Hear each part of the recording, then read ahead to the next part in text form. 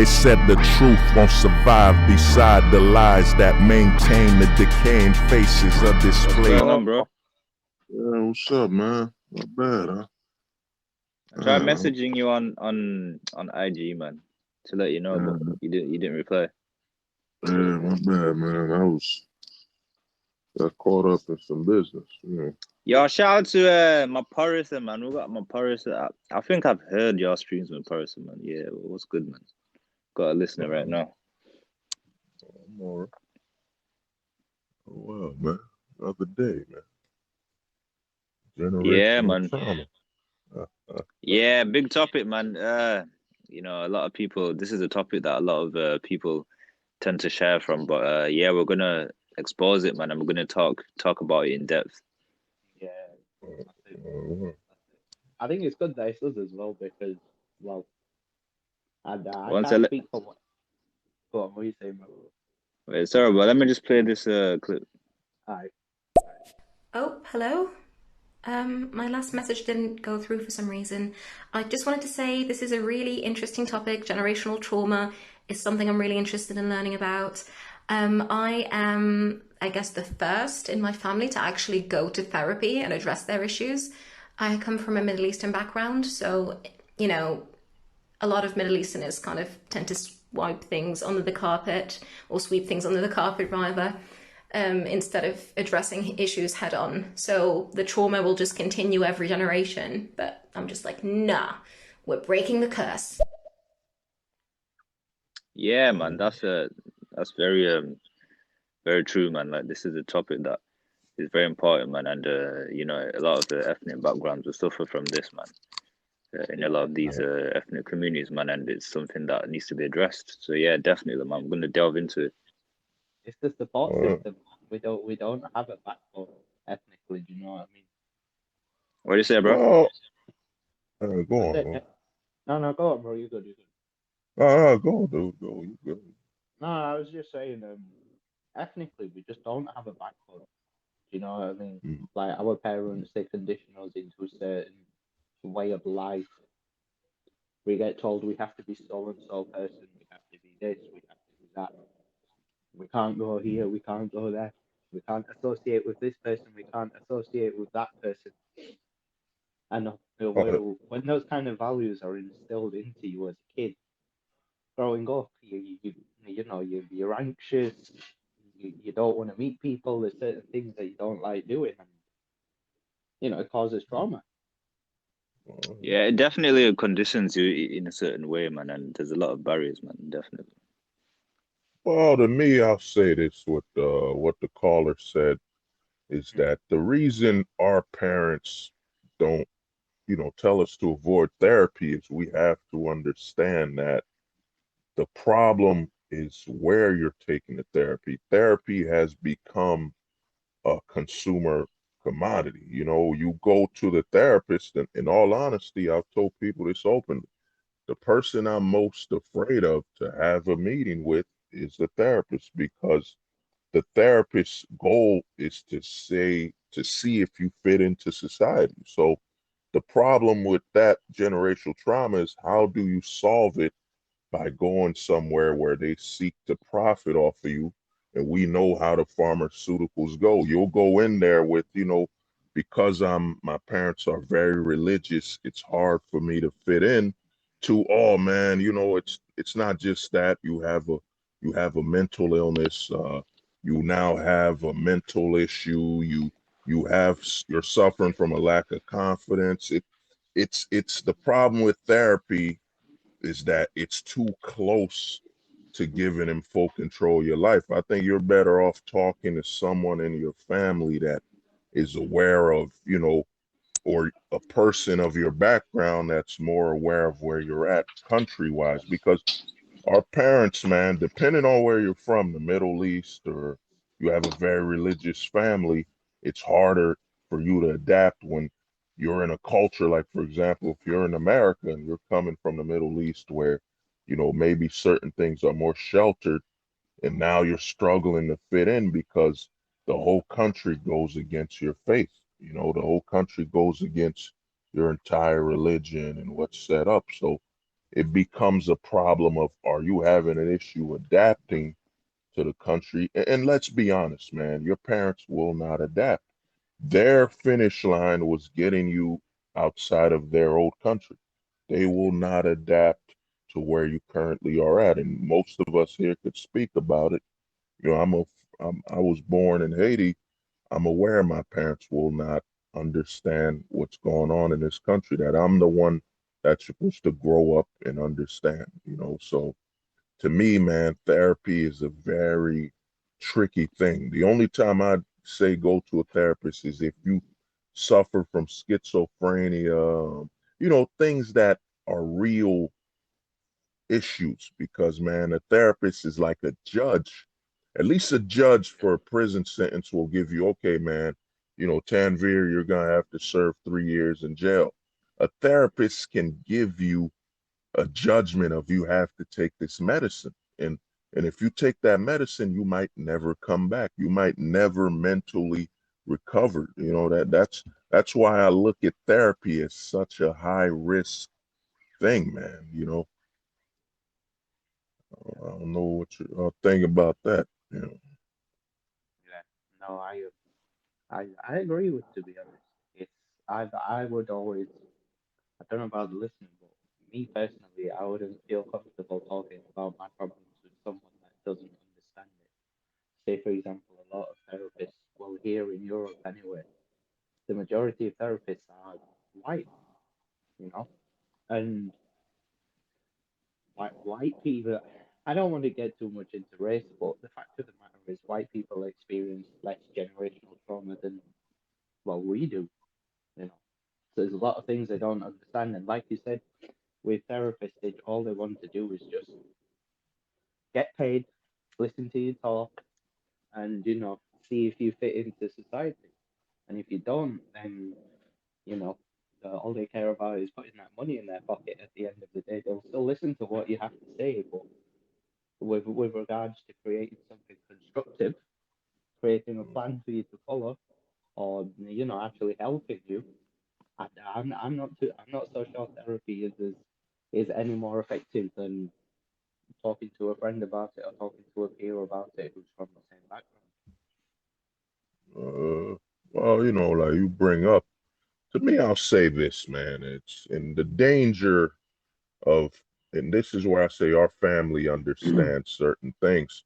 Dude, if you go back to where we're coming from, I'm coming from Haiti, whatever, you can have mental, aspects of your life where you're like, I'm not there, I'm certain sadness and all that. But in reality, in the truth, you have to focus on the necessities of life. A lot of therapists will try to push you towards you're not happy. But here's the thing.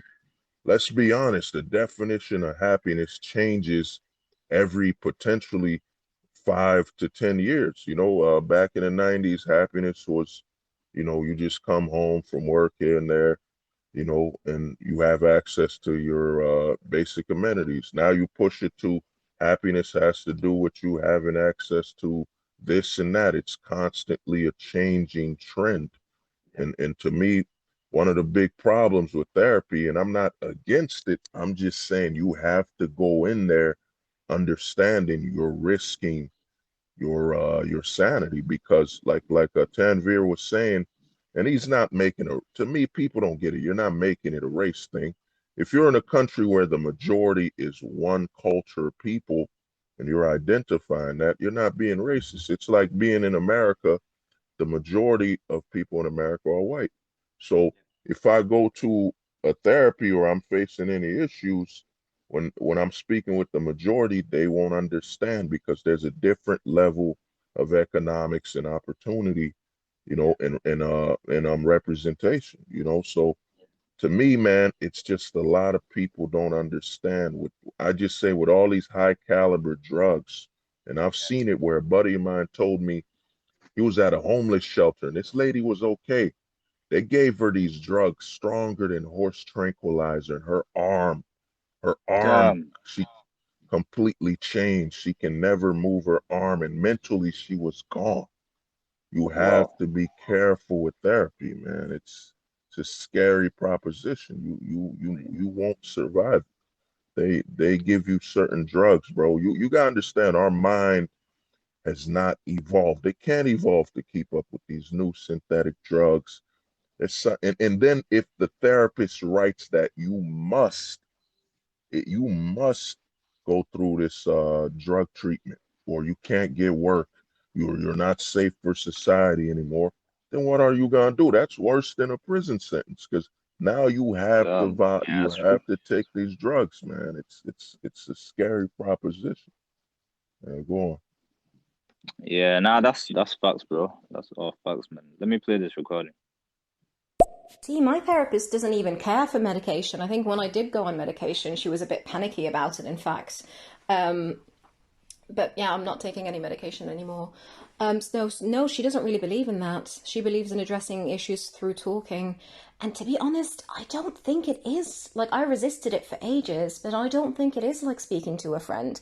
It's very, very different. The experience is so different with a professional, with a trained professional. Sometimes your friends don't know how to handle specific things. Like if I'm stuck in an anxiety loop, for example, not all friends will know how to deal with that in the right way, you know? Some people might just like tell you to chill out and think that that's enough. I'm just using that as an example. There's definitely a difference. No, to be fair, Oh, that's a good point. It's a good point to be there. I mean, Craig, if I came to you and I was like, bro, I'm stressed out, man, help me, you'd just be like, yo, relax, man. You Yeah, know, nah, I and then think you, because I've worked in mental health, so like I understand how to approach those situations. But I think she's speaking on the average person who's never dealt with mental health, so they wouldn't know how to approach it and handle it. So yeah, well, definitely I get that.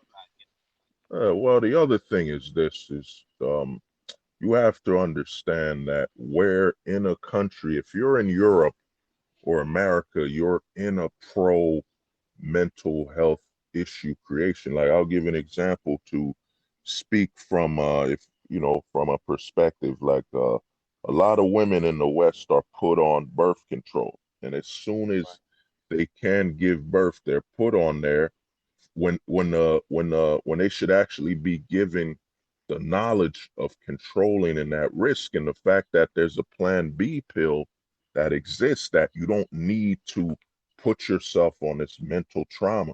Like for example, they've normalized birth control so much that the average female in the world that uses it isn't aware that it's a mental what is this? A mental altering drug. So now you add in that you're on birth control, then you're drinking alcohol, then you're putting makeup. There's a lot of stuff in the westernized society where it's all about getting you in line. So a lot of that stress, now think about it, you've been depending on this birth control hormone control for over 10, maybe 15 years, who knows how long, when in actuality that's designed to keep you away from the accountability of controlling who you allow to get close to you.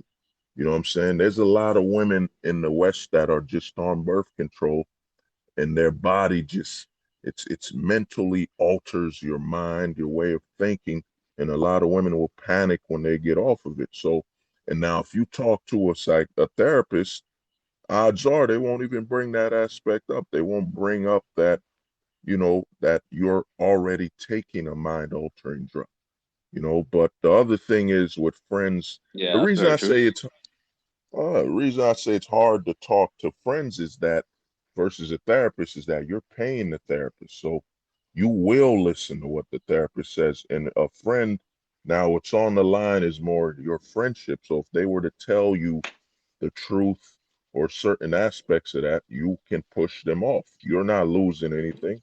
With the therapist, you got money on the line. But I'm not saying you don't need a therapist. You will need them. But my thing is when you go to a therapist, you have to be on your guard. So you have to tell them things, yet at the same time, you got to be afraid that if you give them too much ammunition, next thing you know, you're subscribed something. And she brought up something very important. She said her therapist doesn't push towards drugs, but Mm, that's a preference thing versus it's not a legal aspect where you'll go to the therapist and they won't push you on drugs. So even saying that your therapist doesn't put you on drugs, it opens up the fact that this isn't professionally part of their job, that they shouldn't be pushing you on drugs. It becomes a preference. We gotta remember that even though that's a therapist, that's still a person with their own individual thoughts on things. And to me, I just think therapy, in my honest opinion, is something you go to when you have actual issues, like, like she said, I think she said anxiety. But you, in my honest opinion, you go there and you have schizophrenia, things that you cannot control. Because to me, other aspects of it becomes what is going on, my diet plan, my life, what is going on?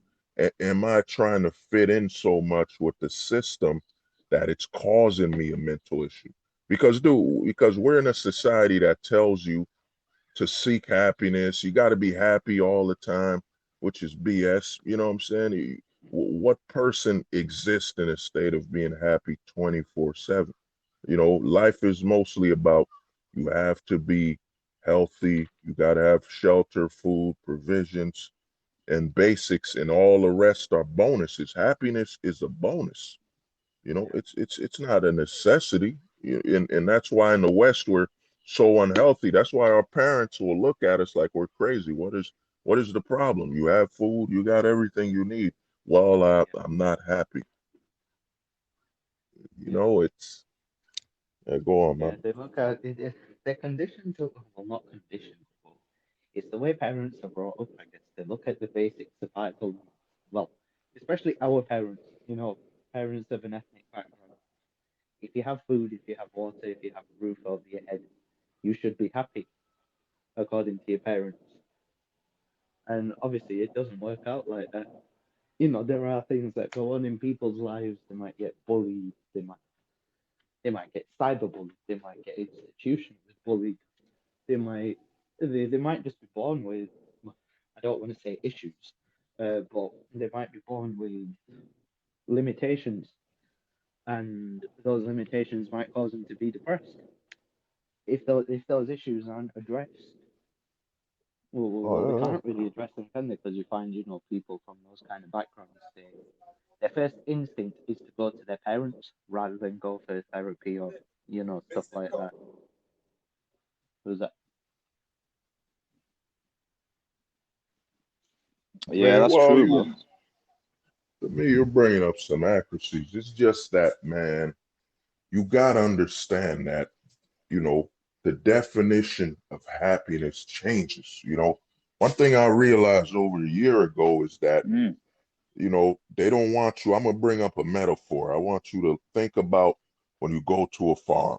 You go to a farm, you see a cow just grazing, it's eating its grass, it's alive, it's existing, man. We're trained to basically seek out these emotional dependencies, of happiness, sadness, and so on, without understanding that it's kind of a trend. What's considered happiness now, just a month from now, isn't going to be the same a couple months down the lane. So to me, happiness and all this emotional fulfillment, it does more harm than it does good, because a lot of times they use your emotion to make you ignore the positive stuff you have in your life. And another thing is, there's certain things, there's a difference between the sexes when it comes to where you're at mentally and health wise, and that's probably another aspect of things. And in the West, they're trying to force both sexes to find and define their happiness in the same way. So they're forcing you to ignore the differences between both sexes, and which creates a negative aspect in your life. And then you go to this therapist, depending Yeah, on that where doesn't make this, sense, man. uh, dude, depending on where this therapist is with the whole gender agenda and body dysmorphia, acceptance, and all this stuff, you don't know. It's a very mixed bag. To me, whenever somebody brings up a therapist, I go into full shield mode. Like the threat is high, because if someone can tell me there's something mentally wrong with me and I have to be medicated, they just take away your freedom. Once your mind is gone, it's over, you know. So it's like basically you can imprison yourself by going to the therapist. You can actually shoot yourself in the foot instead of getting help. Yeah, I mean, look at I don't know where she's at. She's probably in Europe or something. But you don't, with everything, the therapist right now isn't defining the same issues a therapist is defining 20 years ago. Even if Mm. technology got better, but right now we're watching television where they're telling us if you don't accept, what is it now? Body positivity, where they're literally promoting the acceptance of obesity as a normality. We've become a country so consumed by consumption that, you know, they're promoting that, well, yeah, that person's 300 pounds and 5'4", but they can still live their life. They can still purchase and buy and order stuff from Uber Eats, order their clothing from Amazon. So what's the problem?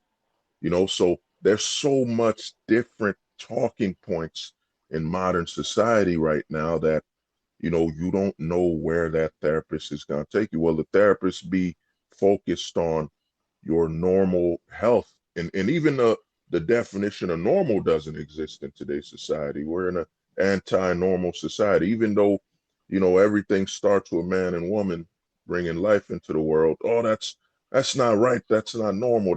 You're being Mm. prejudiced.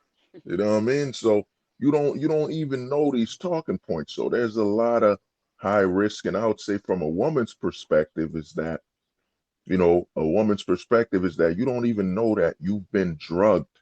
Like, think about this. As soon as a woman hits her period, they tell her, take these drugs instead of, hey, just, Yeah. now you're a woman, just be careful with who you allow to get close to you, your sexuality and all that. Instead, they tell you, get on these pills every month, suppress your instincts. And now your normality is these pills. And now, instead of them telling you, be careful, be accountable, be aware, be responsible, they're telling you just drug yourself every day and see that existing without these drugs as not normal. When other Yeah. countries you go back to, like you go to the Middle East or you go to the Caribbean, these women are not on these psychedelics, this birth control. They're just told to be accountable for their bodies and be aware of what Mm. they're doing. So, and here's the sad thing, and to reply to her before you play that audio, is that we have the plan B. The plan B was designed for if a woman messes up or makes a bad choice, she can now, take care of that without and it's a short term use versus the long term side effects of birth control, where it literally, and I've been watching a video where they say it turns a woman from, mentally being, um, what is it, where she's not pregnant to where she's now mothering, because the pill kind of triggers a sense that you've already been pregnant, you know? So Oh, okay, she's, so it's like a psychological effect. yeah, dude, it has a psychological effect where they say a woman off her period meds is attracted to a different type of man versus the woman on her period meds. So women don't understand that you're literally in the West. Think about it, you're already on drugs. They're, instead of them telling you being accountable and being aware of your decisions, they just tell you get on these birth control pills for the rest of your life, as long as you can get pregnant. Avoid accountability, avoid awareness, just take these drugs. So you're already on drugs. Then you go to the therapist who ignores the fact that, you're on birth control, which is a drug. Then they prescribe to you another drug. So now they're Right. stacking you up. Now this new drug has a different side effect than, oh, take this other drug. It becomes a comboing effect. It's like you go to the fast food joint and you're like, I just want some fries. Then you see the new combo. Well, if you order some fries and a shake, it's gonna be better. It's gonna be a little cheaper, than just getting just some fries. So now you get some combo, you get the fries in the shake. Then all they say, you know what, you could get a burger too. So a lot of times when you go to Yeah, therapy, they're gonna combo you with these drugs. yeah, All yeah, right, go on. yeah. I mean, it makes sense from a pharmaceutical, what do you call it, consumeristic point of view. It makes a lot of sense. Uh, it's a profit. Right, let's So, play these recordings. One sec. Like, Yeah, definitely hold the truth. I would agree with that. I feel like a lot of my mental health issues were situational. So a lot of them are situational. Then, of course, there are things like being able to cope. I didn't grow up in an environment where I've learned how to cope with things properly. So that was a skill that I had to learn in therapy. My Yeah, I agree. I don't think it's possible to be happy 1,000% of the time, and that's not natural. And my therapist, maybe I was lucky that I found her. She doesn't advocate for that. She actually taught me that, listen, she used the tree analogy. We should be like the trees, you know? Sometimes you're a tree in a forest and sometimes it get hit by storms, or the wind will blow it and it starts to blow and it starts to move, but then eventually it comes back and it returns back to its position. It's about trying to deal with the shit that life throws at you, but also remaining stable, you know?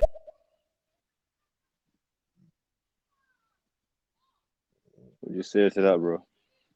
oh yeah. Well, to me, that analogy of being a tree, that's somewhat accurate, But to me, in life, you're more of you're moving, and to me, there's a conflict in life. The problem we have with society, like you move from the Middle East where there's less social opportunities to socialize. So you're more focused on your physical side of your life, which your food and this and that.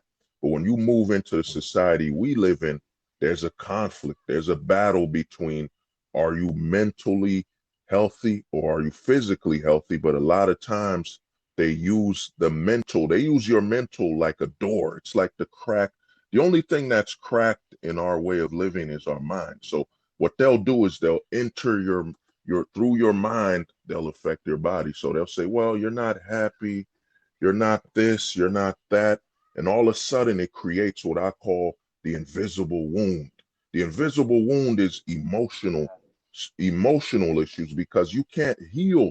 Like, Tanveer can't offer me a band-aid and say, yo, man, you know what I mean?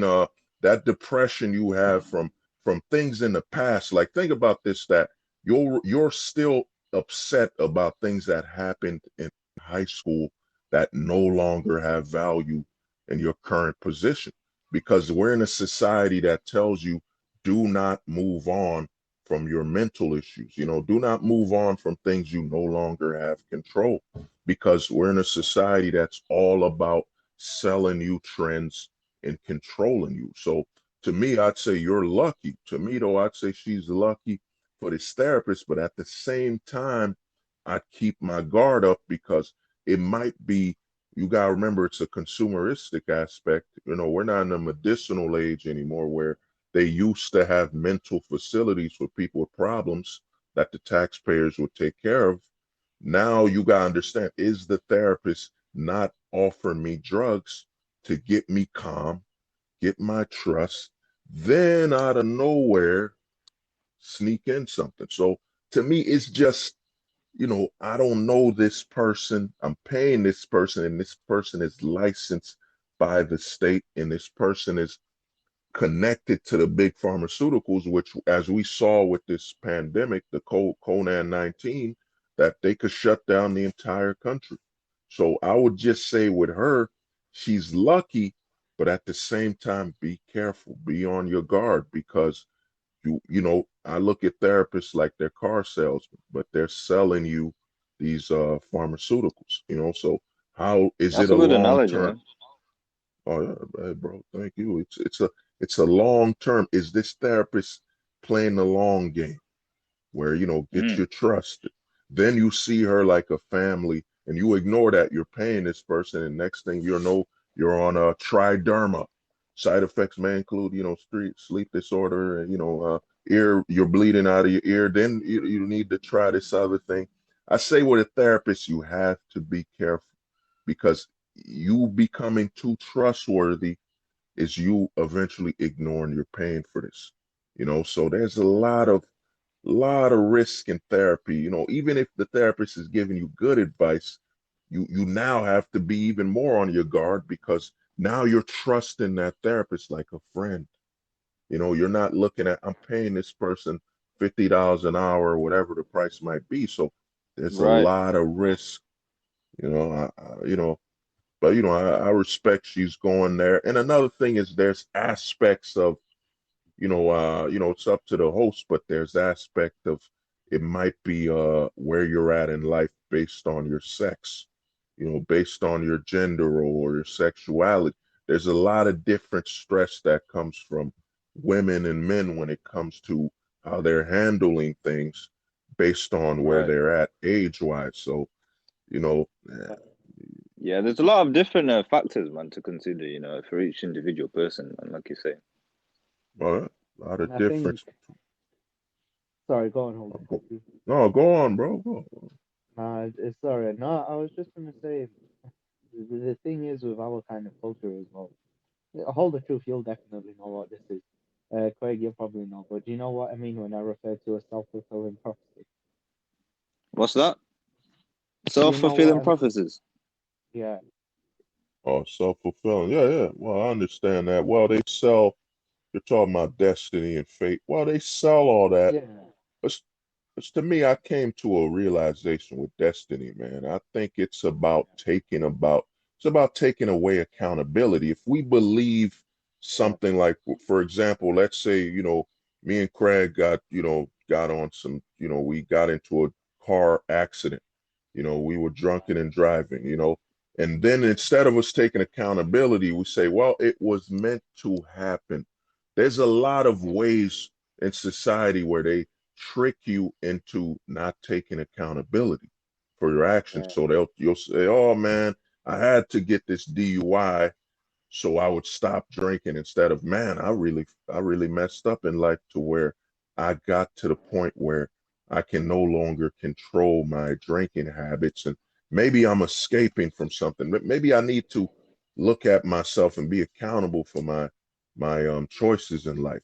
Because I'm gonna tell you something Tanveer's bringing up that's huge is that in the West they tell us it was a mistake. This is the biggest scam they run in the westernized society, especially in America, is it's a yeah. mistake. They don't want you to say it was a bad choice because when you say it's a Mm, bad choice, you have to be yeah, accountable. They Be tell you, oh right. accountable. man, Tanveer, made a mistake when he shot Oh, that child. It was a mistake. So now he has a way to remove himself from the mental yeah, bad choices and being able to Right. grow So the from it. so the take away the accountability.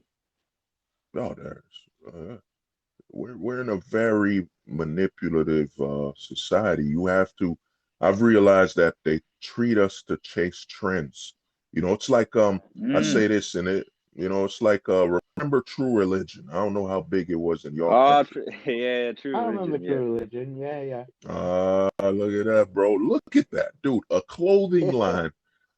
I say True Religion, in my opinion, is probably will go down as one of the most important moments in history, in Yeah, society, is that a brand had the balls to say, I'm your true religion. And people bought them like crazy. yeah. People bought them like crazy, dude. And here's what it That's exposed brainwashing is that, 101, man. oh yeah, bro, I'm your true religion. And the reason I bring this up is that people bought all these brands, all that True Religion, $200. Guess what? A new brand comes out called, let's just use Dior for a reason. Now it's the hot thing. So now all this stuff you have with True Religion, you got to throw it away. Now you got to spend money again to Wow. to match the trend. And while you're spending money from this trend, a lot of people don't understand that as we age, we're on a roller coaster. When you're young, you're at the bottom. So now you're aging older, you can make money. So you keep going up and up and up, and you can make more money to spend on these trends. But as we get older, that roller coaster starts going down where we can't make as much money as we used to, but the trends keep telling us spend the same, spend the same. So, and that's the problem that's happening. And I would say with all the Never ending gender cycle, roles, man. no, it's an endless cycle. Trends are immortal, but you as a human being, you're mortal. You know what I'm saying? The trends, like I tell people, Yeah, very if true. you bring if you bring a dude, if you bring somebody from the 80s, the trend back then was having a big ass cell phone. Bring him now and see how much he fits. He fits with these trends. We're gonna be laughing at him. We're gonna be like, dude, what are you, a guy? You're in a Halloween costume right now, bro, with that big ass, that chalkboard of a cell phone you got. So, what I would ask her is that what is the issue? The issue becomes what is the problem going on with you when it comes to a societal perspective? Like, where are you right now in society? Like, what is the problem? Then you could get to the root because then it will become, is it my mental issue or is it I'm chasing a trend right now in society? And for example, it might be a trend of how come you're not comfortable with this person's sexuality? And that might create a mental issue when in reality, you're not supposed to be comfortable with everything everybody brings to the table. There's nothing wrong with that. Well, oh yeah, the other messages, my bad. Yeah, you can play the ones. Oh, all right. Yeah, see the birth control thing, it's a difficult one, isn't it? I'm not a fan of the pill. Um, but I understand why a lot of women are on it. People don't want to, people don't want to start families when they're 16 or 17. But you're not going to tell them not to have sex because they're going to do it anyway. So what are the alternatives? My friend is now on, she's in her 20s, but she was on the pill for years and she basically stopped because she read about all the side effects. And she's on the coil now. I guess there are alternative methods, but yeah, it's difficult, isn't it, for women? It's a hard world. Well, at least she was smart enough to be able to recognize the side effects and Yeah. change that method Uh, because a lot of the women don't realize the side effects and And a continue lot of with women that are prescribed. for A a lot long of time in their life. Yeah, mm, and I found a lot of women are prescribed the pill when they might not be sexually active. They prescribe it for a lot of things. I know a lot of women It's that are like prescribed. it's like a diet now. It's like part of your diet, Yeah, part of a woman's diet. Like it you got to almost have this is. pill and like your everyday food. Yeah, the amount of women that are on the pill now, and you see it on them afterwards. They're not quite the same, are they? There's a lot of I believe personally there are a lot of side effects to the pill. I mean, I've never taken it, so I don't know. But I think that there are a lot of side effects. I see it on women that I know in my personal life all the time. They're on the pill, and they're not even necessarily on it because they're sexually active. They've been prescribed it because they have, something wrong with their ovaries, or there are, certain conditions that women have where they're prescribed the pill for it. And you can see that it has an effect on them long term. But uh, the thing is that everybody's taught that a doctor is correct. Do you know what I mean? mm, Like we mm, have this blind trust in someone who's a doctor as opposed to someone who isn't but just has life knowledge.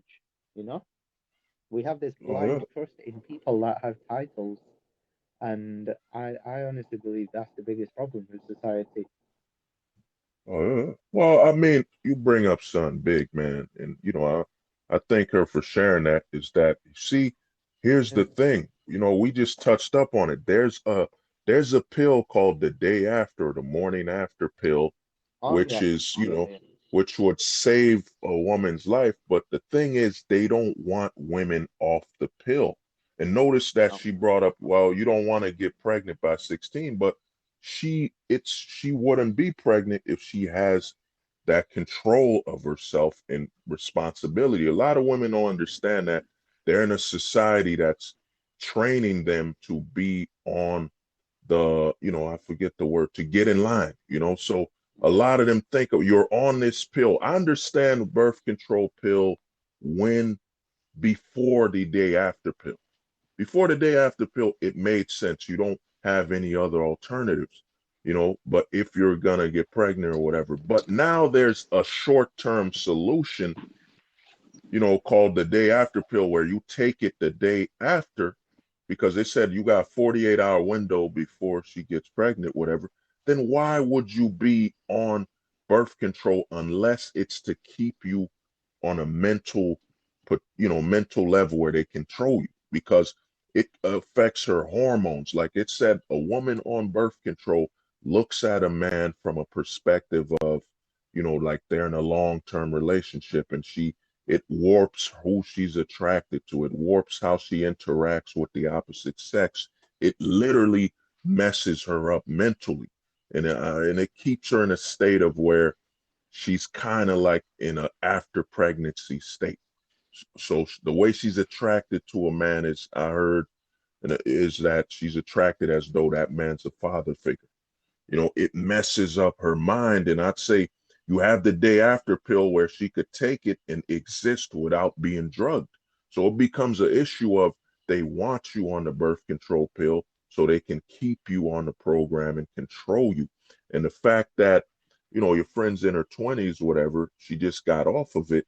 The question becomes, what about the long-term damage? What about the fact that before her 20s, she's been on this psychological drug, and a lot of the men she's interacted with, she hasn't interacted with them from a sane perspective. That's why I say a lot of women in modern society don't know that before you drink alcohol, before you sniff coke or smoke weed, you're already on a drug. And that drug is that birth control pill that's had you in a psychological state where you're not functioning, in a mentally acceptable way, and just think about that. Now you're on birth control. Now you need stronger sedatives, and you're basically comfortable. Just think about that. A woman waking up every day and she takes this pill. She's comfortable with it. She's used to just taking these pills and suppressing her own body and suppressing her mind and suppressing being accountable and free. Because to me, I think birth control is all about keeping a woman away from accountability and maturing from a mental perspective. Because, I'll just sleep around and I have this birth control pill. They'll take care of it. Versus, oh man, she's not on birth control. She really has to be selective with the guys she's with and who she interacts with. So, it leaves a lot more mental growth and accountability versus the birth control pill. Oh, just pop it. She was chilling with one of her friends, and just don't worry, you got the pill. Don't worry about it. Yeah, Don't it worry about definitely the pill. encourages a lot of promiscuity and stuff like that, man. Yeah, you know what I mean? It breeds it, and it hides it as, oh, you're protecting yourself. And think about it. Think about, it's basically set this woman up to think that being a woman is just protecting yourself from getting pregnant.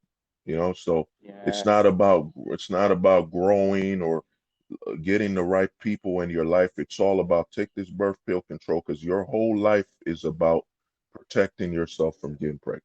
It's Yeah, it's it almost becomes an assumption that all women want is sex, or that all that men want is to have sex with women. It automatically creates that you need to protect yourself from men, because if you have sex with them, you're gonna get pregnant, and therefore you need the huh? pill, blah blah blah. It encourages Huh? all of this kind of stuff. Oh, that's 100%. It basically encourages women to. Because to me, I kind of, Craig and I spoke about this a while ago. I say a lot of women have been turned to fast food, and the Yeah. society right now just loves it because it all started with the birth pill. The birth control pill was all about women freeing themselves into.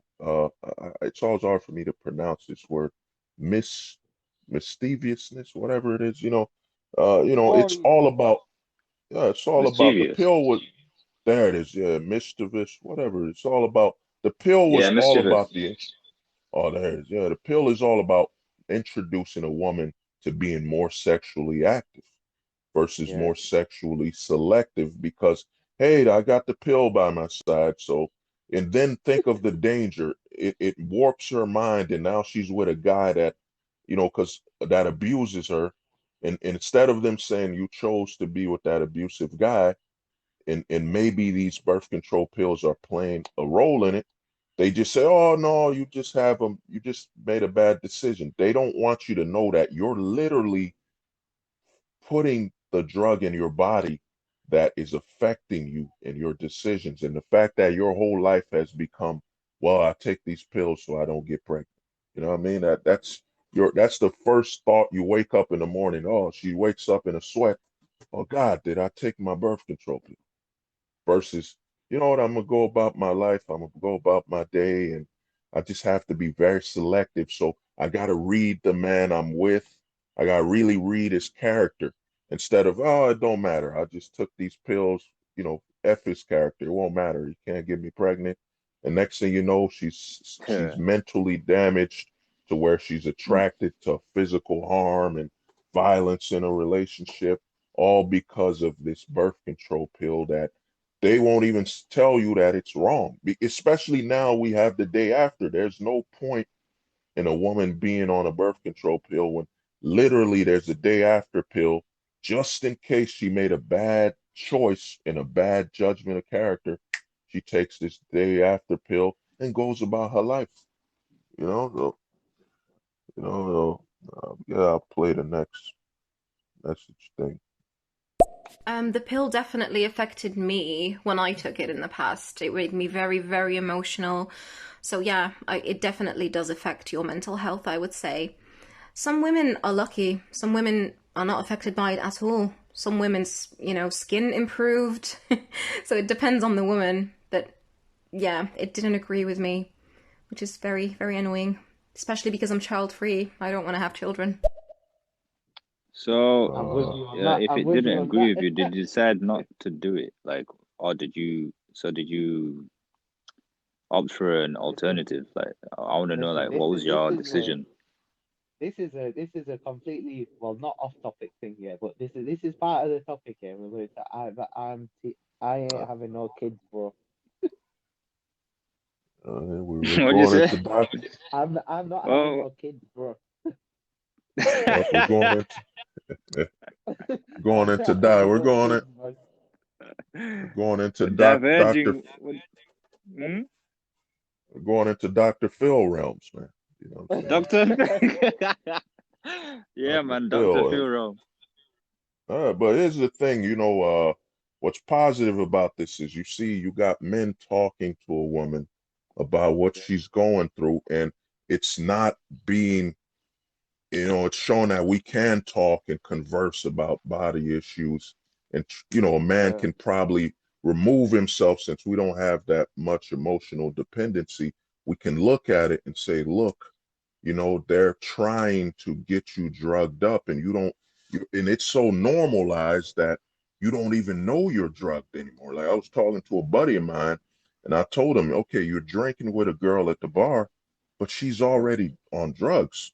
She's already on drugs through the birth pill. And here's the thing about birth pill control they don't Mm. tell you about is that it's in our water. They say it's something, and this is where I say they're using women's Yo, own you know body what? to, There's oh, go on. that's very true, man.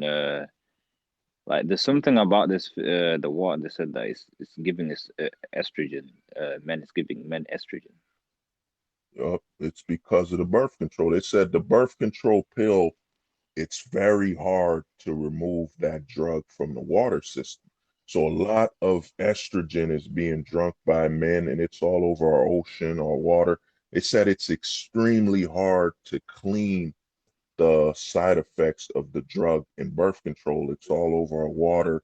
And the thing what a woman has to understand is this is the biggest damage, and I'd say in the long term, and it brings up what she said about she's not ready to have kids, is that a woman's been on birth control so long fighting her genetic urges to potentially have a child that once in a lifetime experience is a giving birth to a healthy child that she's been spending so much of her life suppressing having a child that now she no longer can actually be aware or want to have children. Like it has such a psychological damage that, think about it, for over, let's say, I think birth control pills, they start giving women birth control by 13, first period or whatever. So for over 10 years, let's say she's now 26, 23.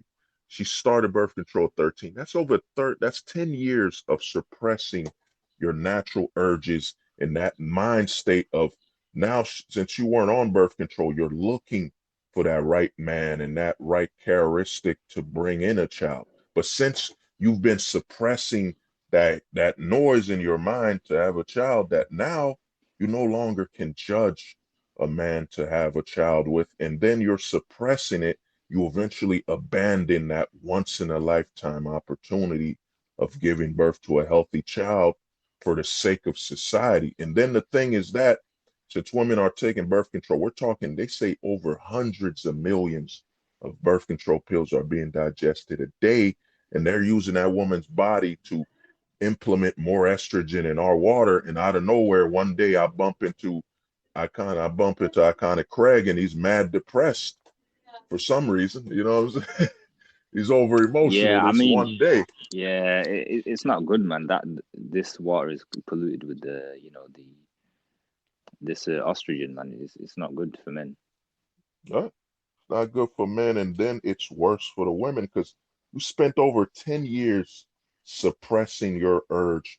And the thing is this, wanting to have a child puts a woman's mind in a state where she's judging the men. Like she's looking for a lot of characteristics in that man that will make her feel safe, supported. And, because it goes with the government's initiative that women should be against stability found in a man. You know what I'm saying? And that's what you see, birth control is used to project the welfare system. There's so much aspects of birth control women don't understand that's going on.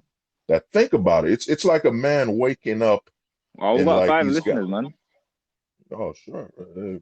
Oh, thank you people for listening. This is a Yeah, very go ahead, bro. touching topic. Yeah, it's Yeah, basically a man. lot of women. A lot of women don't understand that being on birth control. Think of all the long-term damage that you're 20 now, and it's forced a lot of women to have children older.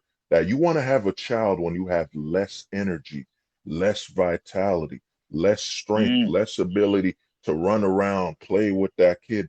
Think about it, that it's a negative for a that's woman now facts. to be in her 20s to have a child and be able to give that child her best years, her strongest aspect, and her most you know in the given life when she's at her healthiest. What does that say about this society that they're telling you that you should suppress your natural urge? And here's the worst thing This is a about it. backward society, man. Oh yeah. And here's the worst thing about birth control women don't get is that there's a big thing that's sponsored called woman's intuition. You know how a woman just knows when she should do this and that. They don't understand that being on birth control, the fact that you're not seeking out the right man to meet your natural urges, is that Hey, you're listeners. losing, uh, you're losing your female intuition. Because if she wasn't on the birth control, she'd be judging men by their character 24/7 versus, all right, this dude's gonna fulfill the sexual needs tonight. You know what I'm saying? Well, there's a lot of psychological and mental damage being done to women on birth control. Play the message. Yeah, let's play these messages. It's stacking up. I mean, don't get me wrong, I'm glad the morning after pill exists because it probably saved a lot of women, but it's not recommended that you take it as a main form of birth control because the level of hormones that's actually in that morning after pill is a lot higher than the ones you would take with the regular pill. So it could be causing more damage to you. That's why it's not recommended. Oh, she bring up, well, here's the thing, reply to that. She brought up a good thing, but here's the thing. You're not going to be taking a morning after pill every day. It's a risk thing, and it implies that you're not having safe sex. A lot of guys, condoms are available. It's that long-term training. You see, the first thing instinctively she brought up is, the side effects of you taking this long term. You see, you've been put on that mentality where you have to take a pill daily versus that guy has a condom on and you have this as an extra precaution, as a just in case scenario. So you won't be using the day after pill as much. You know what I'm saying? You'll rarely use it because you're not having unprotected sex. You see, this basically just means that the birth control pill promotes unprotected sex. You know? Yeah, that's it. It promotes unprotected sex and Yeah. promiscuity. Yeah, because she just said, why am I not gonna be on this all, a lot of times? Because it promotes that you've been so used to taking a pill every day that you no longer are fond of you having power, you having the responsibility of taking care of yourself. You see, and once you're used to taking birth control, guess what? It's easier for you to accept anything someone brings up like body positivity. It's another escape from you being accountable for your decisions. And that's the ultimate harm of birth control to women is that it's anti-accountability. Don't worry who you sleep with, you got birth control. Don't worry if this dude is literally, why is he has all these scars on his face? He's been in a lot of fights. Oh, don't worry, there's nothing wrong. You won't get me pregnant. Then all of a sudden, he brings this negativity into your life. So birth control has a lot of suppression of the female mind and judge of character. They're stacking up. Right. Let's play this next one. So, this is unrelated to the conversational topic you're having on birth control, but I just had a question on trauma. I wondered how you distinguish between dissecting your past trauma and trying to overcome it and becoming so fixated on that trauma that the past begins to completely engulf you and you can't focus on the present or the future. When does it stop becoming liberating to focus on that trauma, if you see what I mean, and trying to overcome it? Do you think people can become so fixated on their past traumas that it becomes detrimental to their own mental well-being beyond that initial stage of... I think she wanted to continue. Let me play the next one. I think she was continuing what she was saying. So this question is unrelated to the conversational topic of birth control, but I have a question about trauma. How do you distinguish between liberating yourself by dissecting your past traumas and trying to overcome them with healthy coping mechanisms and becoming fixated on the past so much that it encompasses you and you can't quite focus on your present, so it becomes less liberating? Where do you think the line is, and do you think that line can become blurred? It's a good point, and you know what, I know you've probably got loads to say on it, hold the truth, man, but I want to quickly share my input because I'm gonna have to Go bounce on, in like go, 2 minutes. go, So brother, go. my opinion of that is, yes, you can become very fixated on your past. It happens. It's common. It's almost acceptable to become fixated on it if you've been through trauma. If you've been through trauma and all of a sudden you just forget about it, it's a little bit strange, isn't it? So that, yes, I believe you can be very fixated on it and it can start to take over your life. But I think eventually you have to get to a point where, through therapy or through not therapy, you have to get to a point where you have to, it's almost a point of acceptance. You know, you have to just say, I accept whatever happened has happened to me, but I'm not going to allow that to impact my kids or my life. You have to. It's the whole accountability thing. You know, everyone goes through some kind of trauma. Everybody's been through something, or there is generational trauma, like the majority of us probably have. But I think it comes to a point where you get to your 20s, you get to your mid 20s, you get to your 30s, and so on, and you can't keep living in your little bubble. You know, there's a whole ass world out there. You know what I mean? So I think it just comes down to a point where you just have to be like, right, I accept whatever's happened. I'm gonna move on. You know, it's never a straight line, and it almost kind of ties in with the 5 stages of grief. You know, because if you've been through trauma, if you've been through whatever, you're grieving, right? And it it's it's it's not a straight line, you know. And but all I can say is you eventually just have to accept what's happened has happened. And yes, it can eat you alive at times, but then you have to remember that that's in the past now. You know, you have your life to live at the end of the day, and you are in control of your own destiny to an extent, but you are ultimately in control of everything that you do. That's my answer anyway. I don't know if you got anything to add to that, guys. There's My a brother, psychological exercise. I forget the name of it. What's her name? No, I know Maisie. which one you mean. I know which one you Maisie. mean. I can't remember what it's called. Which one? Whoa, I can't go on. remember what it's called, but I know what you Are you sure? mean. No, I know which one you mean. I just can't remember what it's called, man. But yeah, 100%. All right, but anyway, well, yeah. So wait, as I was saying, there's a psychological exercise. I forgot the name of it, but yeah, whereby you have to relive that traumatic event, but instead you need to be in a power position, which is gonna sort of like it's sort of like a way of regaining your power, and that is a way to overcome a traumatic event. One of the ways you can overcome a traumatic event. well, you'll drop some truth, but I'm gonna say this, and this will determine how valuable a therapist is. You see, women and men deal with trauma on a very different level. You see, women, due to the fact that a woman's sexuality is on a time limit, you know, her ability to eventually have a child is on a time limit. Everything a woman does, the trauma has far more long-term damage because, for example, let's say this woman was 18.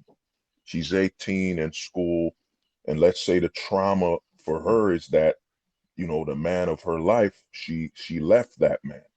And that man might have been 1 out of 10 men that would have fulfilled her needs from a, you know, from a perspective of what she can achieve. That's a one-time chances, being a mother and so on. So women hold on to trauma a lot more than men, especially because women deal with the world from a mental and emotional perspective because they physically can't change the world or are not in the position as the stronger sex. So women struggle to move on far more than men because we men, we have to move on because, you know, we're going to have to take care of ourselves and we know we're going to have to deal with other men. And the other thing what comes with being a man when it comes with trauma is that our sexuality, I told y'all this a while ago, maybe the last stream, is that men can actually pause their sexuality. Like, for example, a guy could be 20 and say, you know what, I'm not going to have a child until I'm 30, and there's not going to be any long-term side effect or damage with that. But on a woman's perspective, if she at 25, missed out on all the opportunities for the right men in her life to allow her to bear a healthy child, she's going to regret that and have to live with that for the rest of her life. You see, there's a lot of trauma when it comes to women because women live in a different time than men. Like, we're on an opposite clock. The man is I think a man is more of a stopwatch. You could stop the watch and turn it back on, but a woman is on a clock where it's constantly turning.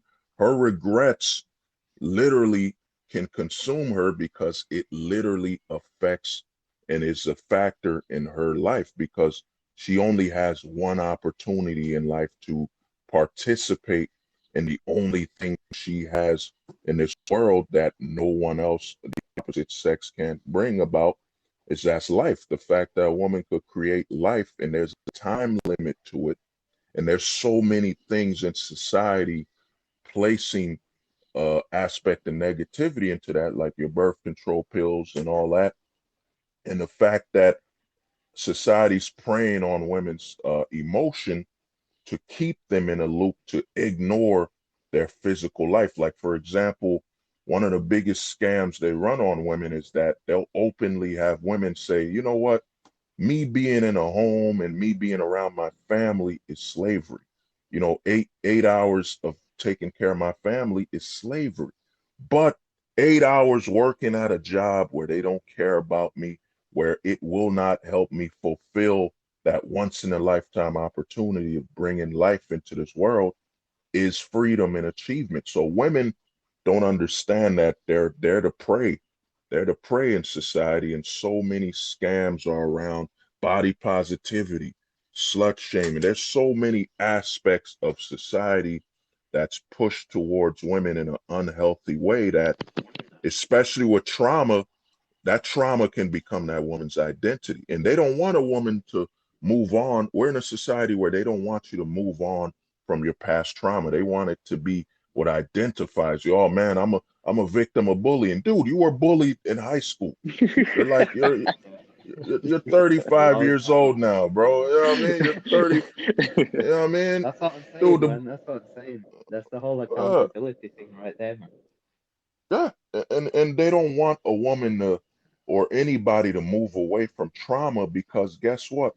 That trauma is an invisible wound. They want you to be trapped in that trauma so they can profit off of you and have you in a state of confusion. It goes back to my car salesman analogy is that it's easier for society to sell you trends and what you got to fit into when they can pull in that past trauma and say, hey, you know, you were bullied in high school because you weren't cool. Don't you want the true religion pants? Don't you want these true Yeah. religions? And a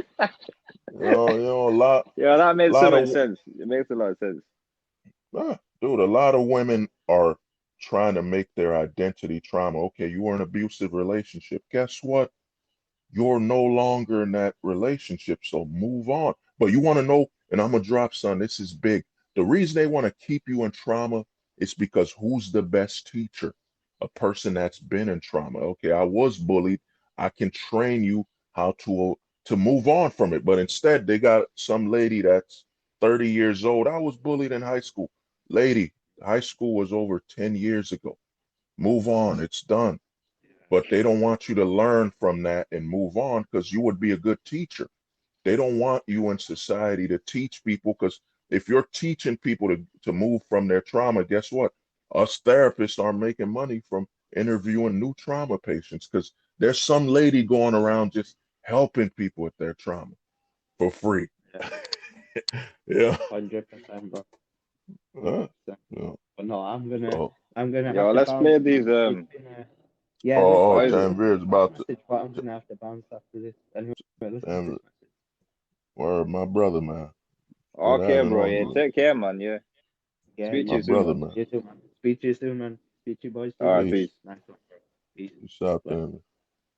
All right, man. Let's play these stacking, man. Iconic Craig, to answer your question, I mean, I haven't been in a relationship in a while, so I haven't really had to worry about it, to be honest. I think when I do get into another relationship at some point, oh, I don't know, I'm gonna have to see.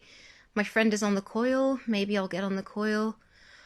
Um, Condoms, although that probably is annoying. I'll have to cross that bridge when I get to it. But yeah, at the moment, I'm living like a nun, so I haven't really had to worry about it. So that's your answer. Yeah, I hear you, man. Well, she brings that up. Here's the thing, and it goes back to my thing is that a woman's on a clock.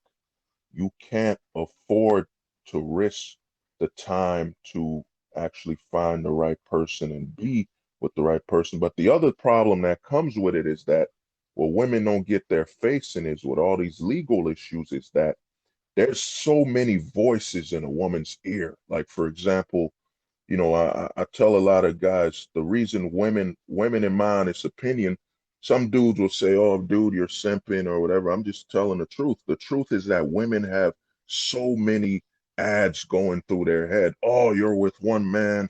Oh, that's not liberating. You're not free. Oh, you're with this man, you're catering to him, you're a slave. Oh, you're not free, girl. You should live your life. Everything being advertised to a woman is her abandoning the stability that comes with a long-term relationship. Even allowing her man to lead is being told that, oh, you're not being empowered, you're not being strong. Think about it. A man that's in your life that's more accountable and more protective than the cops. You have more access to the man in your life than the police. And a lot of women are being sent this message in their ear just 24/7. Do not rely on a man. Do not, you're weak. Do not, do not, do not. And it's making them ignore the fact that their sexuality is on the clock. You don't have time. In all honesty, women don't get that the men are on a marathon. I could be 50 years old and just wake up, you know what, I'm ready to start a family. You know what I'm saying? I'm gonna do that. But a woman, Yeah. you're on a marathon and your health is at risk. And the fact that this society's telling you that, don't worry, girl, you got all the time in the world, it's telling you you have all the time to dedicate towards your own destruction. And that's what a lot of women are facing. Like she said, she's single. The thing is, you don't have the time to be single. You have to Right. find somebody, and you have to find somebody that's respectable, worthy, and that does not replicate the previous relationships. Because to me, a lot of women are stuck in a loop. They're literally dating the same guy over and over again, repeating the same Yeah, process. that's true. And then they don't understand that they're the problem. The problem that lies is that the woman is, instead of judging the man by his character, you're judging him by the trends. Does he match up with the trends I live in? Is he wearing the latest fashion? Versus, man, this guy could protect me. No, this guy's stable. He spends his money correctly. He's not a victim to his emotions. You know, Right. I'll let you play the other things. Yeah. So Mariposa, how old are you, by the way? Okay, let me play the next one. But hold the truth. Like, I know you're saying this about young mothers and they have more energy, but what if you're speaking to somebody like me who's child free and just has decided not to have children? We do rely on birth control. Maybe not the pill necessarily, like I said, it didn't agree with me, but equally there are women who have taken it and they've had no problems. It hasn't changed them at all. I think it's like everything, there's no one size fits all. That's the thing. Everybody's different, everybody's body's different. Well, to reply to that quick is, it's not about if it changes her physically or mentally. It's the fact that you're taking a pill every day to remove your ability to be accountable. You know what I'm saying? It's not about the side effects. It's the fact that there's a day after pill. So that automatically removes the need for the birth control. But the fact that you're willing to go on a pill to suppress, because women don't get that. When you take birth control, oh, somebody's on. I think somebody has it on the phone playing. But the thing is, when you take, oh, there's an echo. Oh, my bad. Yeah, I think there was. Oh, we're good. We're good. The echo's gone. I think the thing is, women don't get is that something's wrong with the background noise. Is it You me? got yours. Yeah, I think it's you. Oh damn! I think I got headphones. Let me take them out. Uh, yeah, yeah, hello. Yeah. Yeah, Hello. that's better. Yeah, I don't hear the background noise. Well, the thing Okay. is Yeah. this. The thing is this, she has to understand. It's not about the side effects. It's that in this modern age, you're choosing to use a pill that actually limits your ability to judge people when you don't have to use it. The side effects don't matter. It's the fact that women are openly taking a pill that prevents them from seeing the world and being accountable for their decisions. If you know the harsh effects of the day after pill, you're gonna be more selective with who you interact with. You know, versus you take the birth control pill and you're just removing yourself from accountability. And the thing is, with not having children and all that, is that women have to be aware that this is a lifelong decision.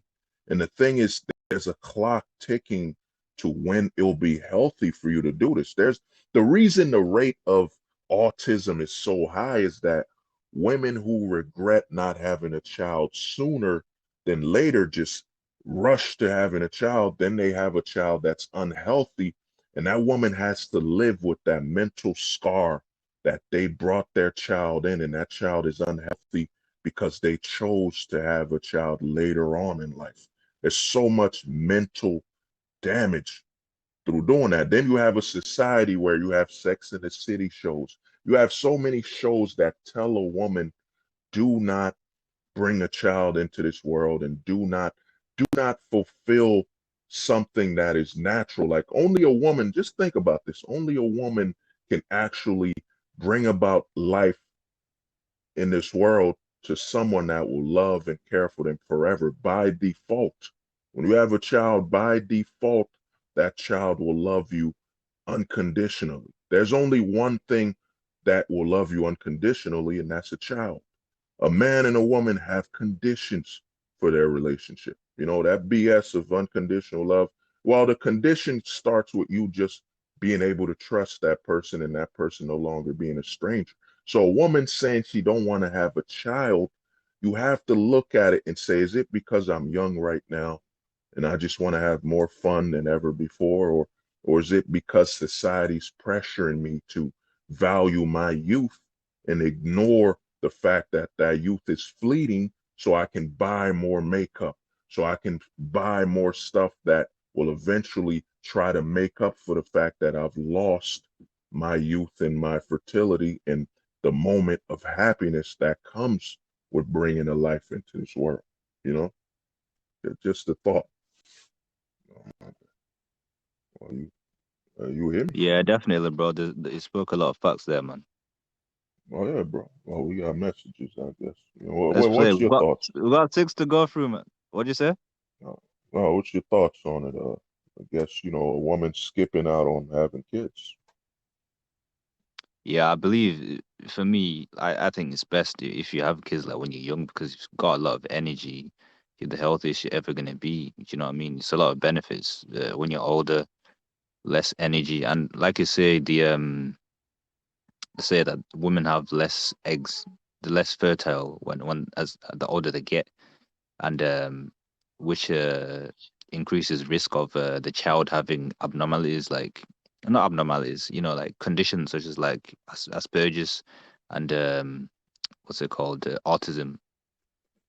Uh, Unhealthy, premature birth.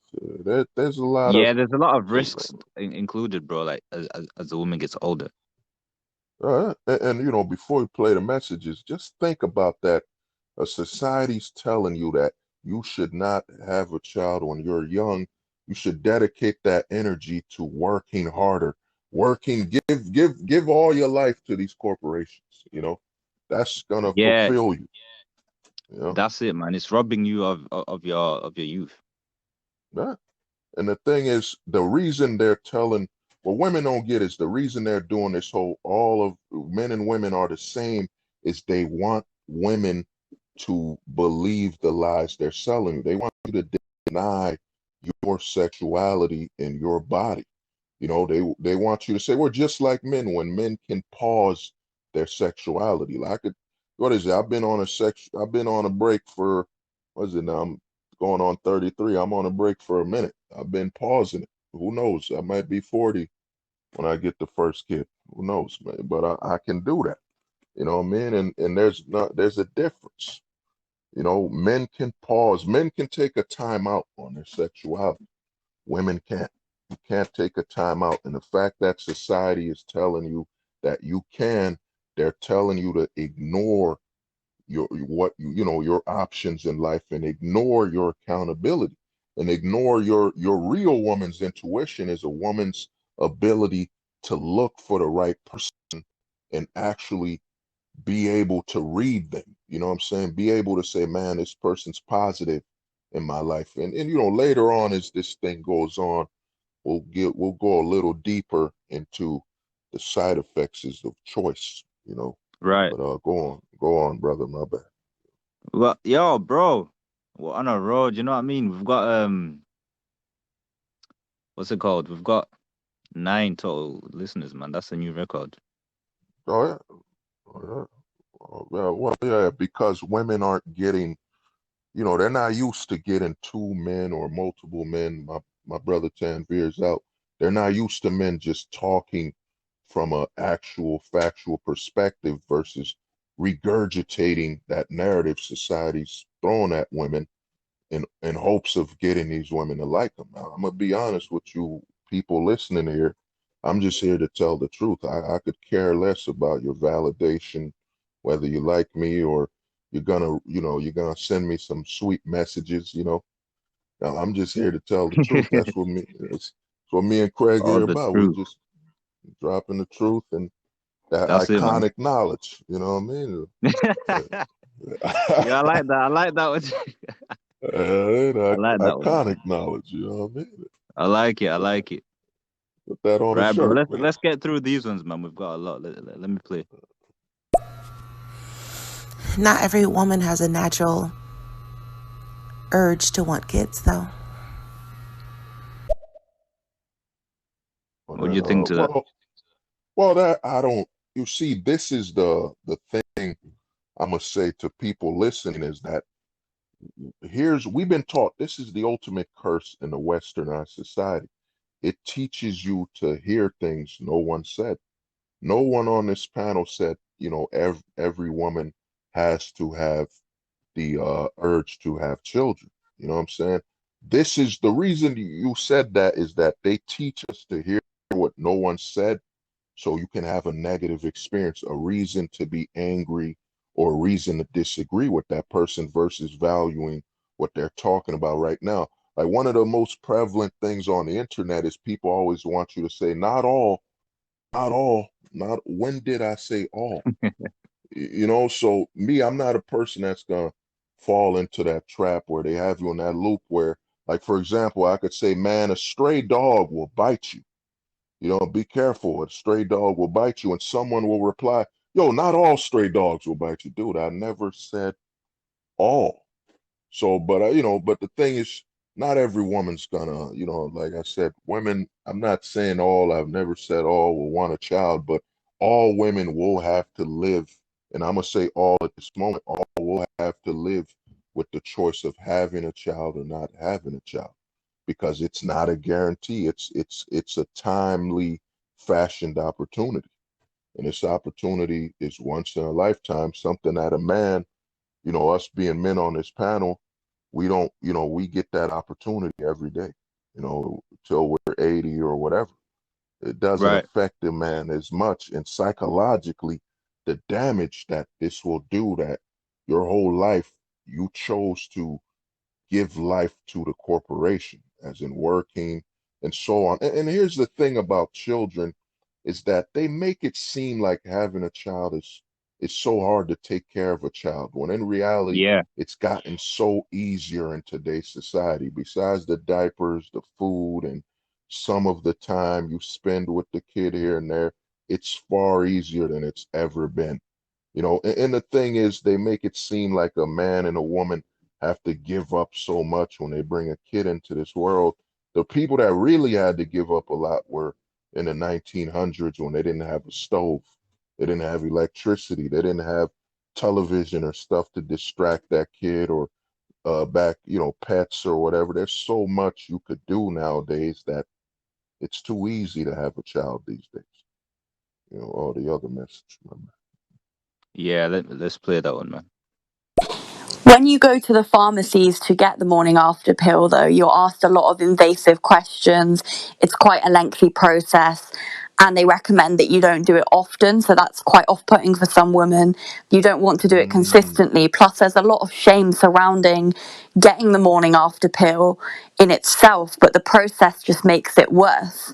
Whereas taking a pill daily, there's less shame around it, and it doesn't take as much to be given that medication, they will give it to you a lot more freely. So it seems like a more viable option. And I know that that's outward influences coming in, but I think that's why a lot of women will gravitate more towards it as well, and deviate from the morning after pill.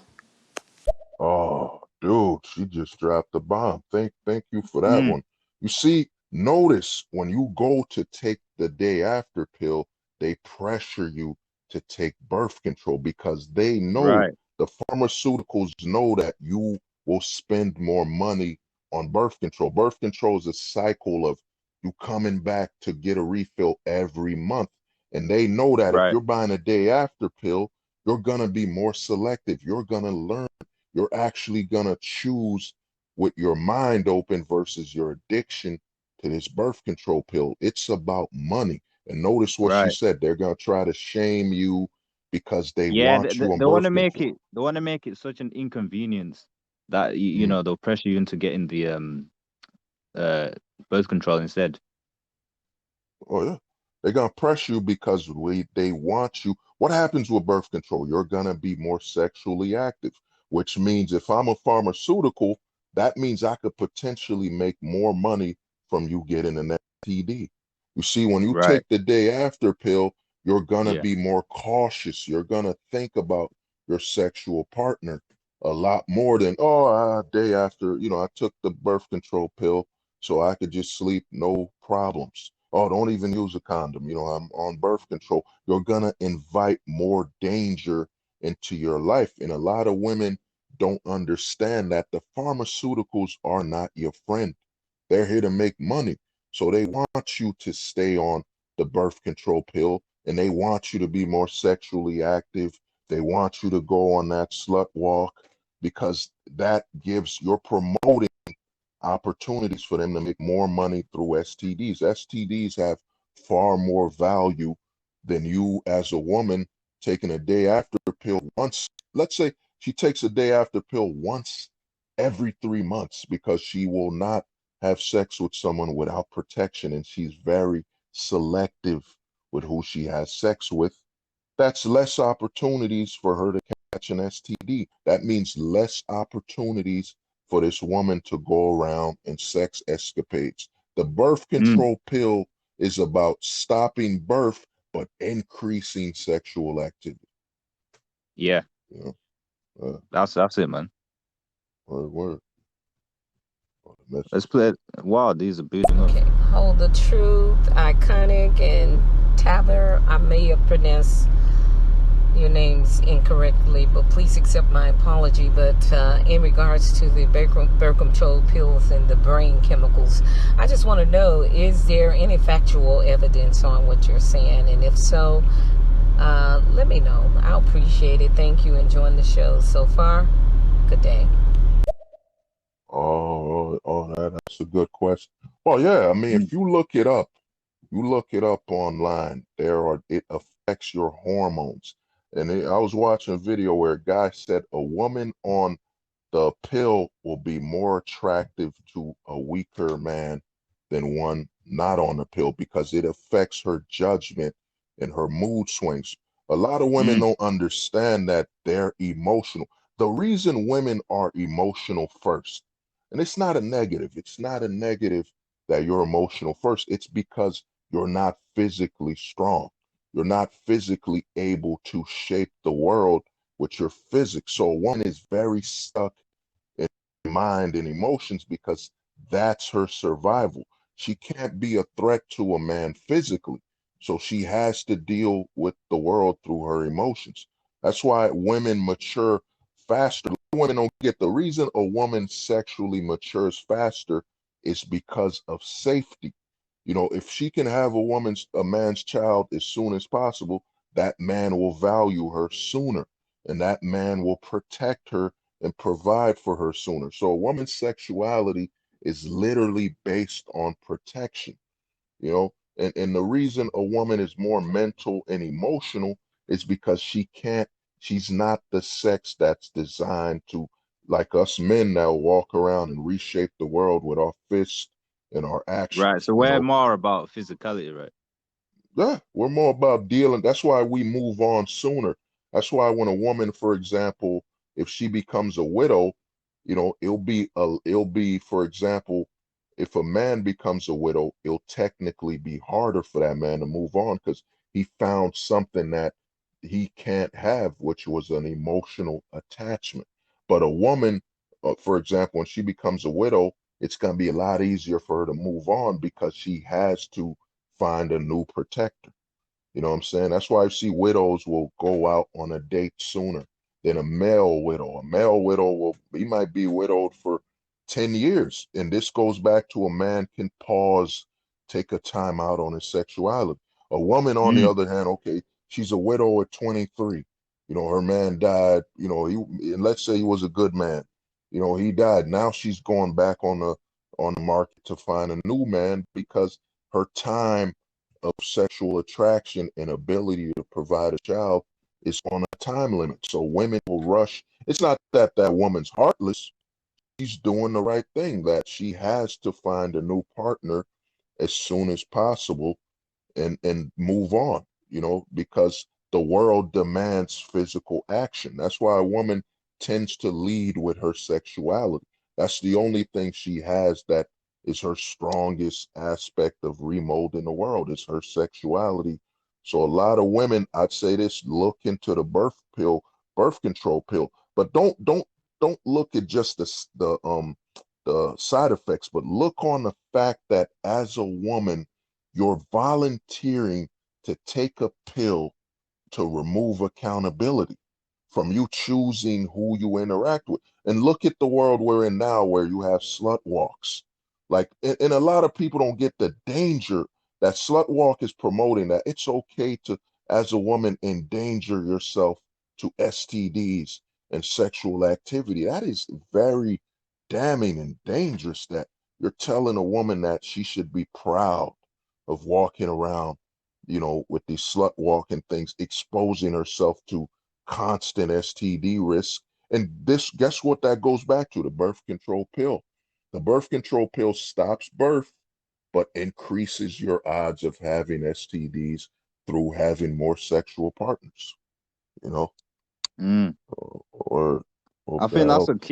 a key point, bro, that a lot of people don't know. Oh, yeah, bro. It's a very dangerous thing, man. Birth control. Right, let me Oh, play yeah. the next ones. I know it seems like I'm this massive advocate for therapy, and that's because I am a massive advocate for therapy. This is in response to Maisie's point, how not to become fixated on your past trauma. Honestly, in the past, before I tried going to therapy, I would fixate a lot on the things that I knew traumatized me, but I didn't know to what extent. So I would talk about them to friends and I'd get really sad about it, but I didn't know how to cope with it and I didn't know how to unpack it properly. And I think a trained professional will be able to pick it apart with you in such a manner that you'll start to heal from it. That's the best way I can describe it.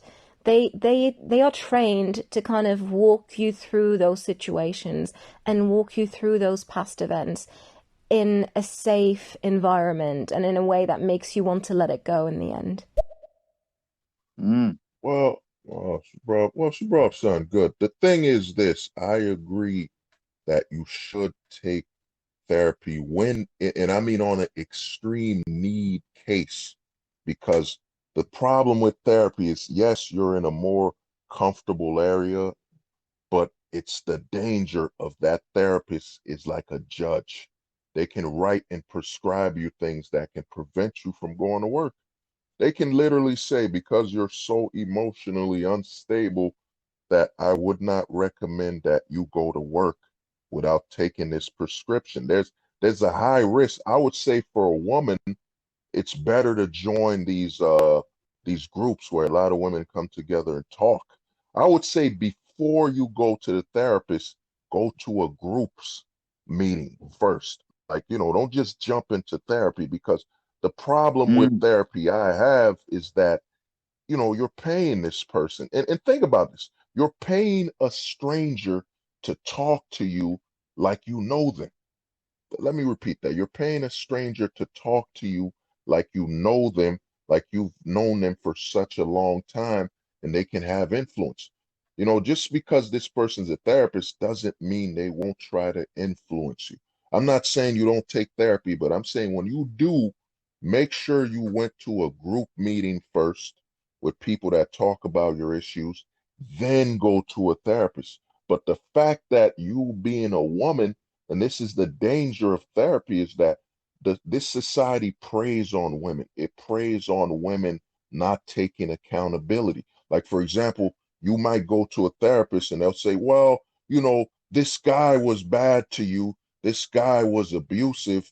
This guy, versus saying, you know what? You chose a wrong person, and you have to take accountability for the fact that you're inviting a negative person into your life. Is there a problem with you? Did you grow up where you didn't have male authority and you're trying to substitute that male authority with having someone in your life that's aggressive, that's over authoritative, where they're borderline harming you? And why are you so comfortable with bringing someone into your life that can harm you? And this is something you have to look in the mirror, versus we have literal television networks. And this is why I say women are they're the biggest victims of over advertisement. There are literal television shows, The View, The Talk. There's so many talking points where they tell women it's not you, it's the man, it's everyone else. So you can continue to participate in these issues. They don't want women to actually take accountability. Because if a woman takes accountability, we can't market and sell things to her. Women are they're the number one consumer because they're the number one victim. You know what I'm saying? And they're the number one prey and target. Let's get them not to be accountable. Like if Greg, for example, is dating a chick, my man Iconic Craig's dating her, treating her right, and all of a sudden, listen to what kills the relationship. She said, oh, it got boring, it got dull, versus her saying, man, what am I doing in this relationship that I'm now finding it dull and exhaustive? Maybe I need to surprise this man. Maybe I need to do something special because it's safe. I've never felt so safe and secure in a relationship, but now it's dull. And then here's the thing is, Yeah. why is this relationship being predictable and being safe wrong when the world is in so much chaos? Why must my relationship reflect the world that's in chaos, that isn't secure, isn't safe? A lot of women don't understand that they literally will end something good in their life to resemble the society they live in. You can't trust the society you're in, so you're going to create a relationship that has no trust, that's in constant fluctuation of danger and destruction, because you're trying to bring society back home, when back home is supposed to be completely different, safe and secure. Yeah, I bet. Word, Right, man. word. Let's play the next one.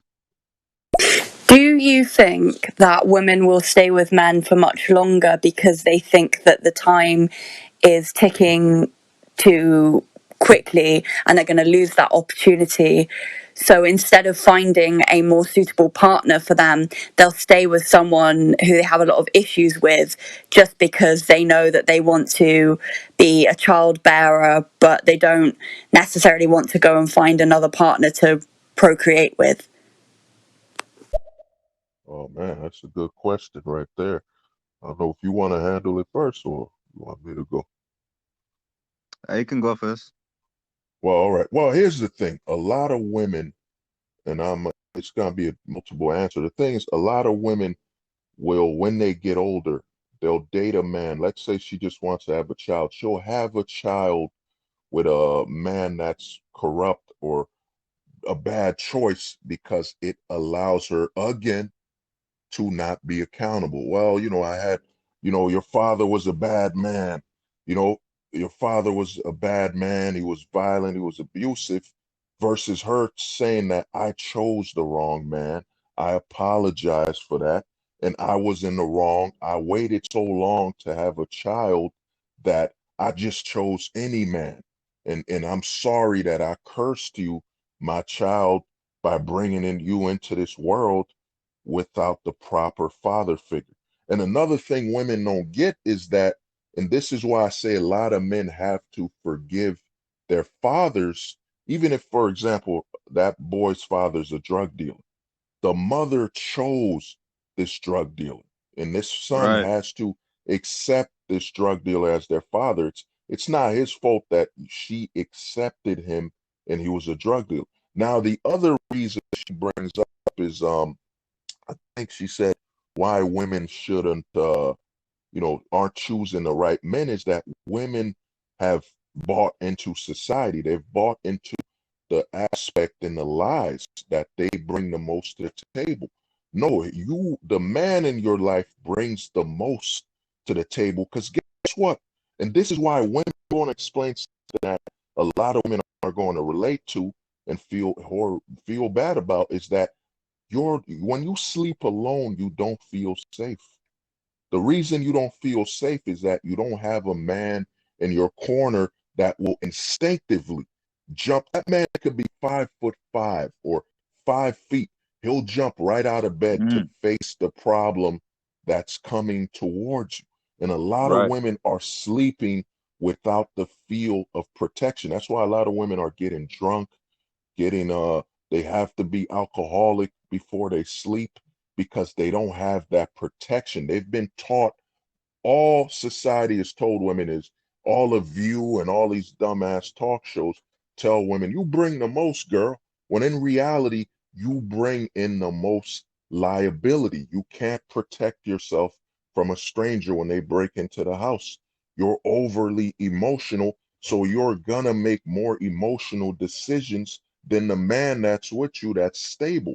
And the other, to explain her answers, that women don't understand that you've never been the reason that a man should stay. It should be that man. You should be able to lean on to that man and let him lead. Society's placed you in a position where you feel that you being led by a man is slavery, but you being led by this corrupt politician that's changing their thoughts every second is the right thing. The thing is, a lot of women don't understand that you've lost. A lot of men are now at the point where they're walking away. They're terrified of women because the women have been given so much opportunity to destroy the man in their life. Just think about that. You're willing to demonize a man because the relationship is dull. The relationship is at the point where it's predictable, it's safe, it's not in danger. You can walk home and you know when that man's going to be home. And you see that as a problem. A lot of women don't get that they've been given so much power to destroy the positivity in their life. And a lot of women don't get that. I'll give you an example. Woman's 35. You know, she's 35 and a man accepted her. She's got to thank God that this man has accepted her and is willing to stay by her side, and that she has to work harder, that she has to actually do more, because this man is saying, well, even with all the younger women and potential in my life, I accepted you. I accepted you, and she has to work harder for that man, because it's the fact that this man has ignored the fact that she spent a lot of her youth destruction. And a lot of women have to understand that the government is literally everything you're watching is pushing you towards being alone. There's a difference between being single and being alone. And the difference between being single and being alone is that you're so damaged that you're now trying to find strength in being alone. You know what I'm saying? A lot of women are prone to being alone because they're accepting all this message by society. The view telling a woman, you bring your looks to the table. Do your looks, do your looks pay the bill if you're not a supermodel? If you're not a model, your looks do nothing. Your looks do nothing but bring something familiar to that man. And a lot of women don't get that, and that's what's damaging their access to relationships, that they're placing all superficial aspects of them to the table. And I'm gonna tell you something before he plays another another message, is that think about it. Think about that women are wearing makeup around their man these days, that it's being promoted that you got to wear makeup. You have to conceal who you are around a man that no longer needs makeup, that accepts you for who you are. Think about how much mental destruction and mental illness that they're bringing. Hey, girl, why don't you wake up with makeup and go to sleep with makeup to your man? Your man no longer needs makeup anymore. He accepts you for who you are. And that there's so much freedom that comes from that. And a lot of women are abandoning that freedom, being able to be around a man without makeup, you know? Mm. Brother. Yeah. Right, let me play the next one. What up, y'all? Shout out to everybody on the panel. I can't see everybody's names because our message thing is in the way, but hey, I did want to say I agree so far, but I did want to say that when it comes to trauma, the one thing I can't stand is when people try to put a timestamp on or rush somebody's healing process. The way bullying affects me may not be the same way that bullying affects another person. The way that a bad relationship affected me may not be the same way, and vice versa. So, society is all for healing and love and light and all this bullshit now, but then they kind of put you on this timeline of, well, you should have been over that because this happened. That's not healthy. That's not right. You know what I'm saying? Like we can't sit up here and compare our timeline of healing from whatever it may be we've gone through to somebody else's. Let that person have their journey. As long as they're doing it, you know what I'm saying? That's what matters. Yeah, that Well, is true. Everyone has their own individual journey, so it's oh not yeah, right that but people should try and put certain timelines on things. oh yeah, but here's the thing. Here's the problem, with trauma and with what she brought up, is that I used to be bullied in school. What was the trauma? The trauma was that I was going to school and these bullies would be there and they would hunt me and I'd have to run for my life. So now that is gone. Like, these bullies are gone. The problem with trauma is that they don't want to teach you, and this is where they try to make money off of you. They don't want to teach you that you have to live with it. It's no longer a physical threat. So for example, let's say a girl or a guy, let's say a guy got in a relationship where, a girl invited a man in their household, she cheated on him, and he ended up fighting this man. So now he's terrified of any relationships because he's afraid that that woman will bring another man in his household, endanger him, versus him saying, man, I did not read the red flags. I did not read the signal that she started disrespecting me. And that once she Right. starts to Yeah. disrespect me, I need to walk away. I tell people this, I tell a lot of guys to live by the one strike rule. The one strike rule is called de-escalation.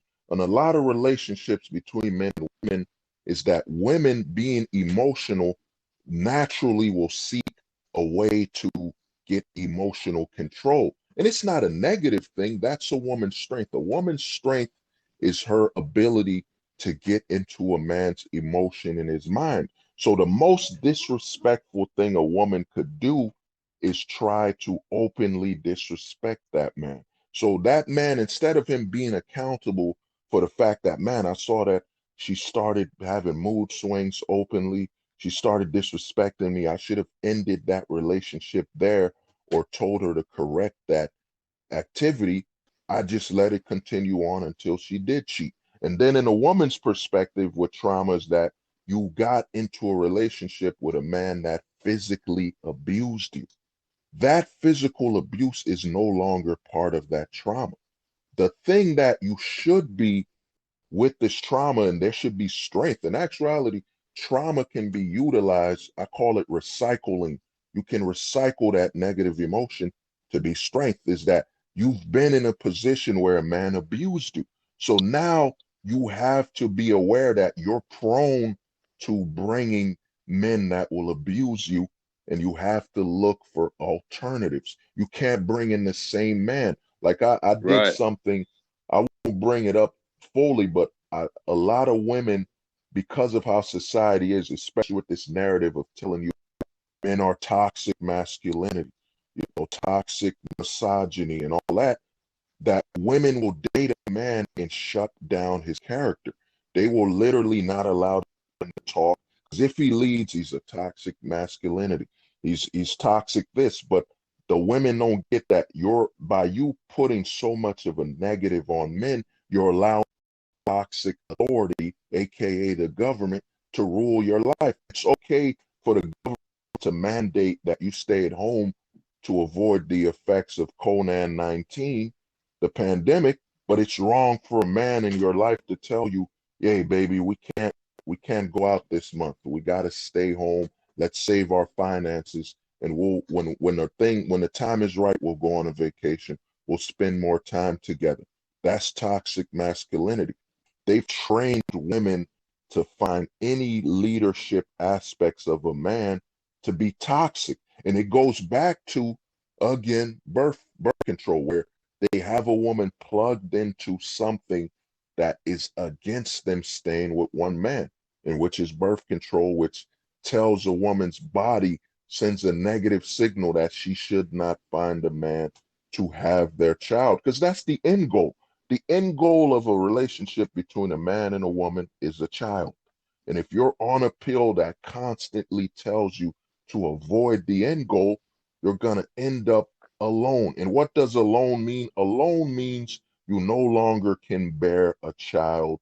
It's no longer healthy for you to bear a child. So you can't provide that man the end goal of a relationship, which is a healthy Mm. child that bears both of y'all genetics that will keep you guys together forever. Like, you could look at that boy, you could look at that girl that's your daughter or son and say, "Oh my God, look what we made together.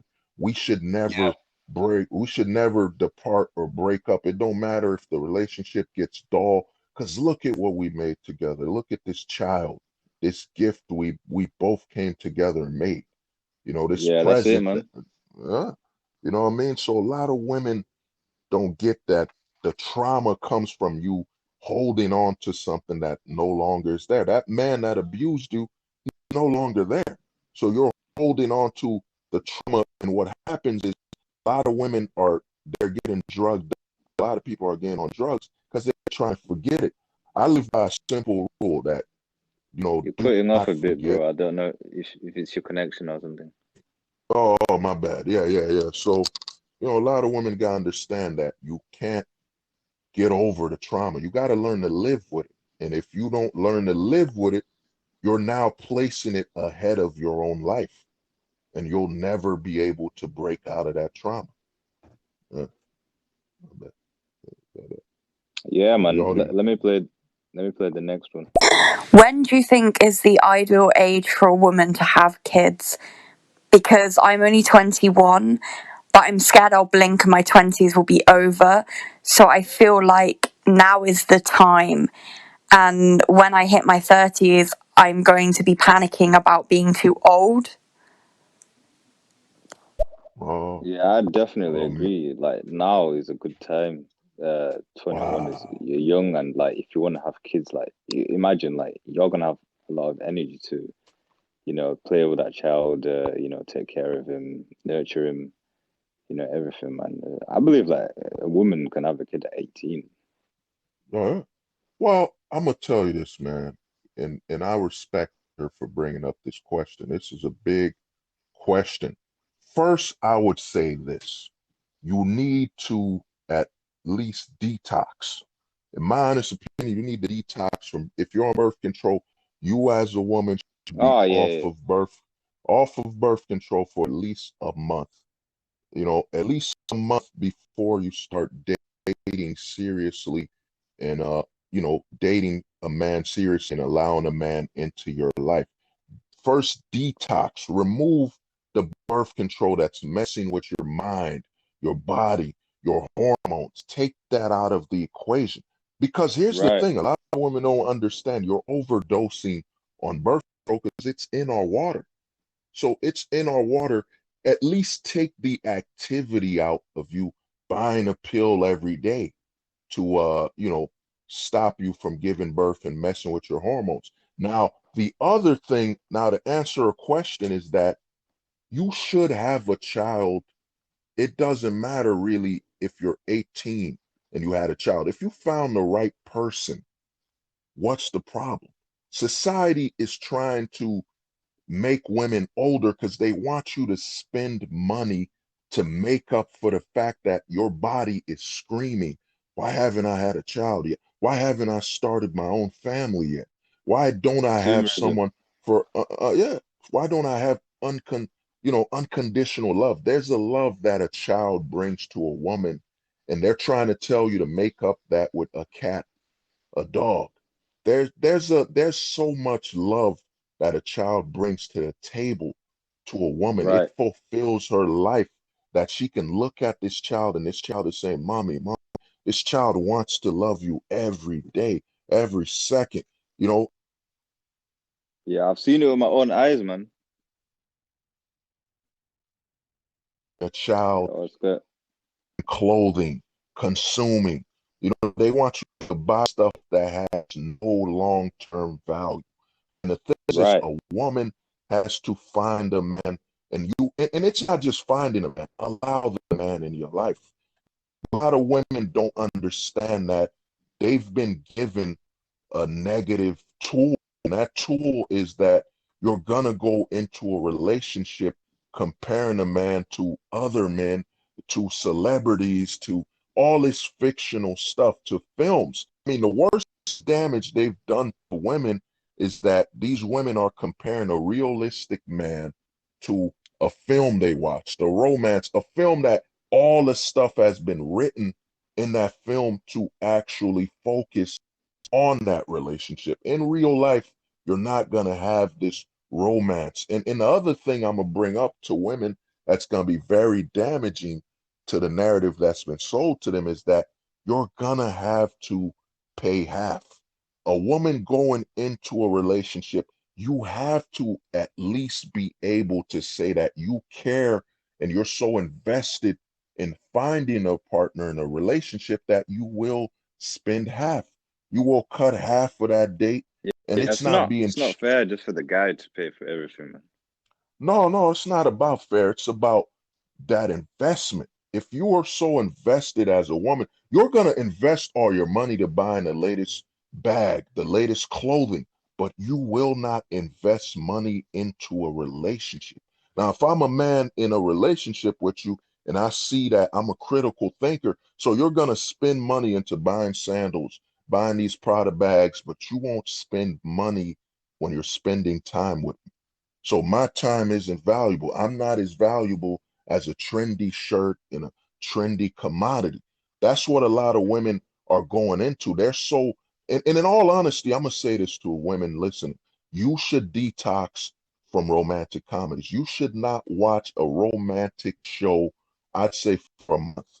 Detox yourself from that so you don't bring that narrative into the potential relationship. Oh, he didn't say these lines. He didn't. Look at that. You're putting a man on a script. You know what I mean? Like I kind of For Craig will sure. go out on a date with a woman, and a lot of women, it's so sad. And and I as a man am using the word sad is that women are missing out because you're putting a script on a man. Like I have to go to a diner, which what if I'm claustrophobic? What if I don't like being around other people? What if I work in a cubicle every day and I don't want to go to a diner? I just want to buy some coffee and walk with you, or just be outside with you, ride a bike. It's not being cheap. It's that you don't know where I'm coming from mentally. Remember, I'm a stranger. A lot of women are so invested into movies that they don't apply that they don't know this man.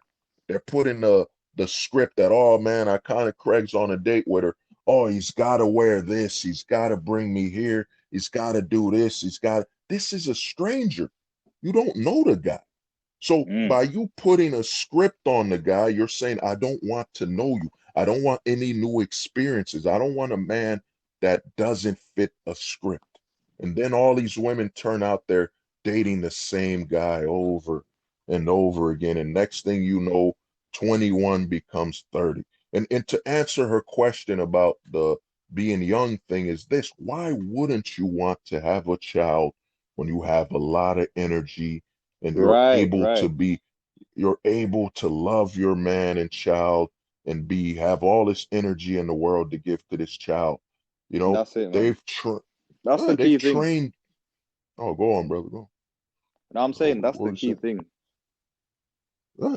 It's women need to understand you're on a clock. You're not the man. A man should be really worried about when he has a child, his age, and what he brings to the table. But a woman, let's say you're 18 and the man that you found is 30.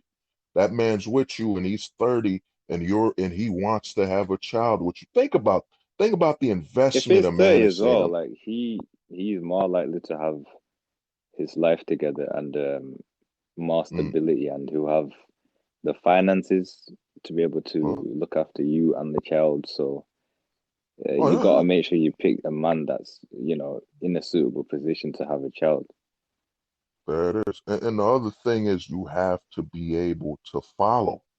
A lot of women are thinking that they're weak. You're weak for following a man. That's the strength that a man comes home and knows that this woman's gonna follow his lead. And a lot of women don't get, you're supposed to be the pillow. You know, as a man, we live in a war field. You know, like me and Craig, like being a man, if I bump into a man the wrong way, I might enter a fight where I might not make it home.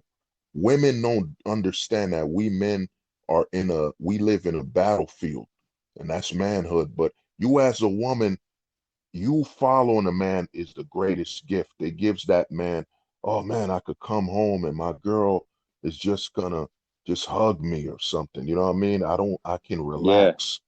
I mean, I'm not fighting something or unwind. battling someone. Yeah, unwind. You're supposed to be, to give an example, you as a woman, you're supposed to be that man's wine. You're supposed to be that man's relaxed time. And here's the other thing I'm gonna tell a lot of women why your relationships aren't working. That man is not supposed to be your best friend. You're trying to turn a man to your best friend as you turning him, you're trying to bitchify this man. You're trying to feminize this man. Your best friend are supposed to be your girlfriends. You know what I mean? That man is just supposed to be there to be secure and reliable. Like you can look into that man and say, man, he's not gonna hurt me. He's gonna be reliable. He's got my best interest in mind. That man isn't supposed to be your best friend. That means you're trying to feminize a man. It's like when we used to go to kindergarten and would say, yo, these girls got cooties. It's that we can't relate to you. You know what I mean? Besides sex and the trust and having a family, we're not supposed to be sitting down talking to you about everything. We're not women. That's a sign that you don't have female friends, that you're looking for a man to fit all these molds, like we're some type of Swiss Army knife. Oh man, he could fight, he could cut wood in the backyard, and then he could talk to me about the next episode of The Bachelorette. That's not a man, you know. Yeah, Yeah, yeah. yeah, facts, bro, facts. So yeah, let me play Uh, the next one. Hi. I want to talk about intentions.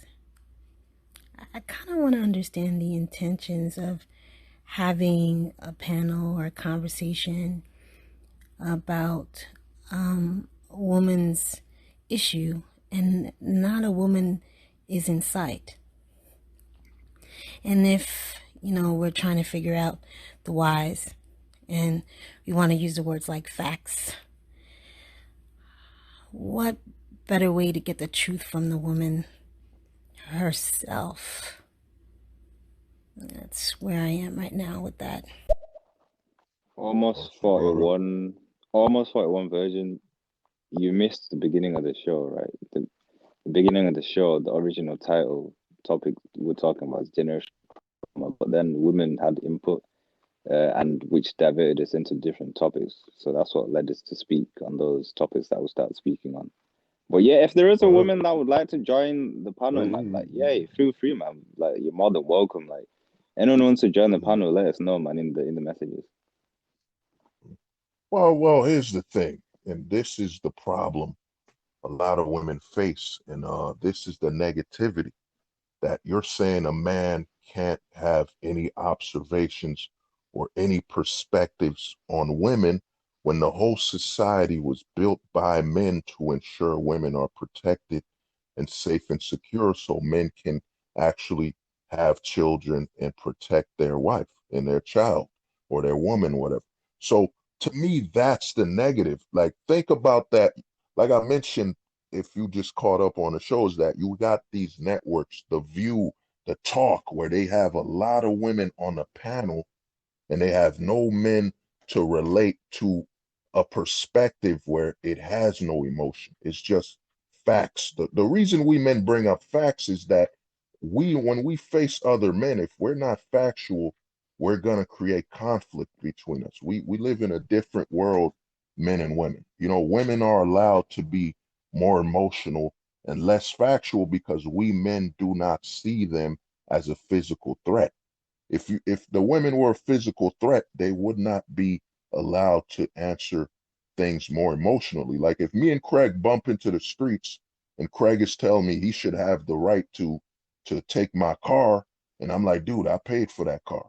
You know what I'm saying? I don't care if you feel some type of way, man. If now we got a problem because what you're bringing to the table is you're trying to force yourself on me. And the fact that a man shouldn't be able to look at women and tell you what they're going through when the whole world is literally built by men to ensure women's security and safety. So if these men built the world to secure and safe, keep you safe, that means they are aware of female issues. And the thing is this, we men have moms, we men have sisters, we men have aunts, we have women in our lives. So Yeah, that's true. we're gonna deal with women's issues because that's gonna be our issue because we have women in our lives. And the thing you gotta notice, you as a woman speaking, is you have to ask yourself, how come it has become a negative to have an all male panel talk about women's issues, but we have an all women panel talking about men being an issue? There's a negative because what they're trying to do, and this is where a lot of women get confused, is that they know instinctively you as a woman have, you know, own sex, what they call that word, own sex preference, because women literally will synchronize their periods with more women, and it's a survival thing that they don't get in the way of each other. So why wouldn't they want a panel of women only to talk on women's issues if their goal wasn't to control the women? It's easier to control women when you remove men from that panel because the men will just bring up the facts and won't really care about the feelings of that scenario. So the reason we're talking about women's issues is that the women, like Craig said, is that they brought it up, and we can look at it, like I keep saying, we keep coming back to birth control. We can look at it and say, look, this birth control and these pills are blocking your instinctive receptors to look for the end game.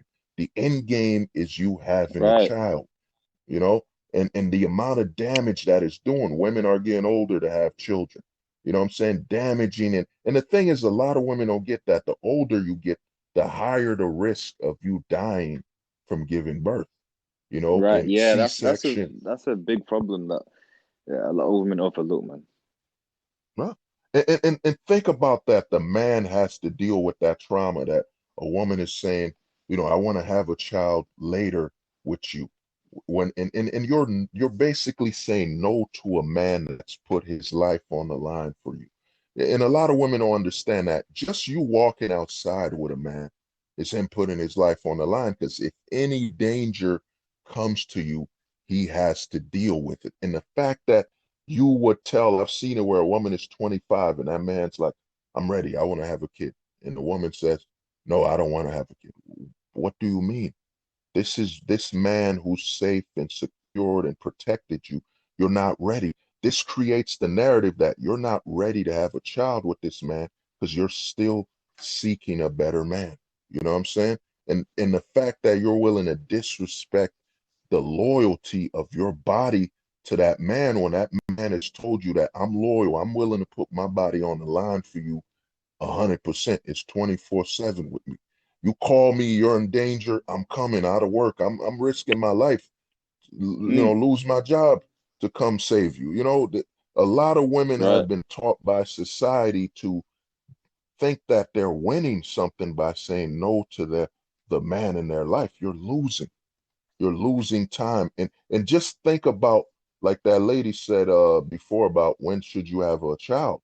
So you Yeah. knew this man for 6 months, and now you're willing to start a new relationship with a man you don't know when you're losing time. Women cannot make up for lost time. Only a man can do that, because the man has nothing to lose with his fertility. So to me, with her, We can it's have no kids disrespect. up to 100. A man could die having a kid, Up until we die, I mean, die, yeah, up until we die. yeah, till you die. So the thing with a woman is that you have to understand, when you have men in your panel, that's actually the safest thing to have. The fact that anytime you have a woman panel and you talk about men and you don't have a man present, that's where it gets dangerous, because it showcases that they want to manipulate you women. Because a man will be honest. Honesty in us is 100%. It's priority, because if we're not honest with our fellow man, someone's gonna get hurt. And I'm not talking about feelings. I'm talking about, you're gonna get hurt. You could die. You know what I'm saying? Craig already know that if he bumps into the wrong man, disrespects him the wrong way, you them fists gonna come out, man. You know what I mean? I don't know how y'all handle it in Europe. I heard guys fight over there by just pulling out a teacup, and whoever could drink it fastest at What? Have a tea off. Have a tea off. tea off. Yeah, whoever could drink the tea at its hottest temperature is the man. Yeah, He's the that's man. the strongest man. That's the hardest man. Like, man, man, my tongue was on fire, but I had to show him I'm a real man. I had to drink the tea straight up. So Yeah, man. you go to the next one. Right, man. Let's play the next. Not to be nitpicky, but I think that's a myth that they just kind of put that on just women. Sure, the later you have children, the more likely your children will be unhealthy. But it's not just a woman thing.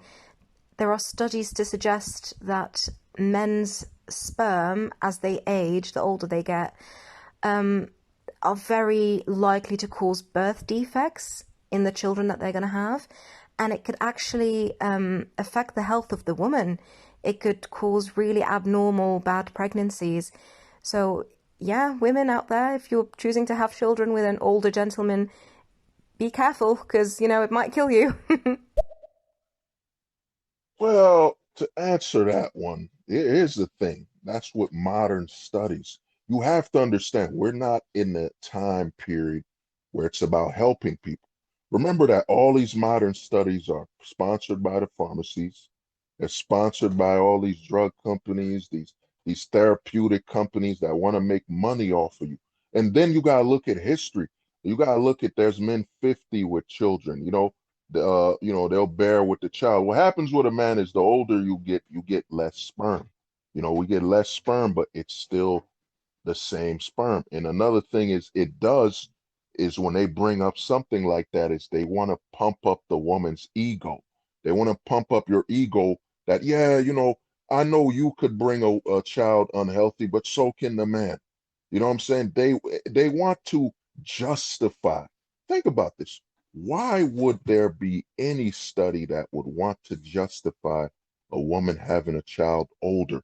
The risks that come. And think about this, that this child will have to live with being autistic, crippled, or downright retarded. Why would that be an option? Why would anyone try to justify that?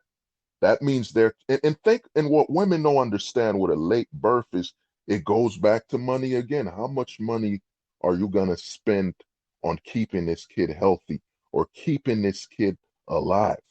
I'm going to bring up something I've seen, like a lot of homelessness. There's a lot of homeless children that are just autistic, that their parents could no longer take care of them.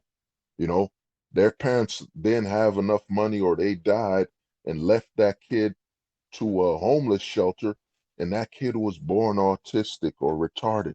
And now this kid is outside on the streets, homeless, and Um, people think he's a drug addict when really the kid is mentally ill, man, from being born autistic. I've seen it, and it's a very sad um, sight, man.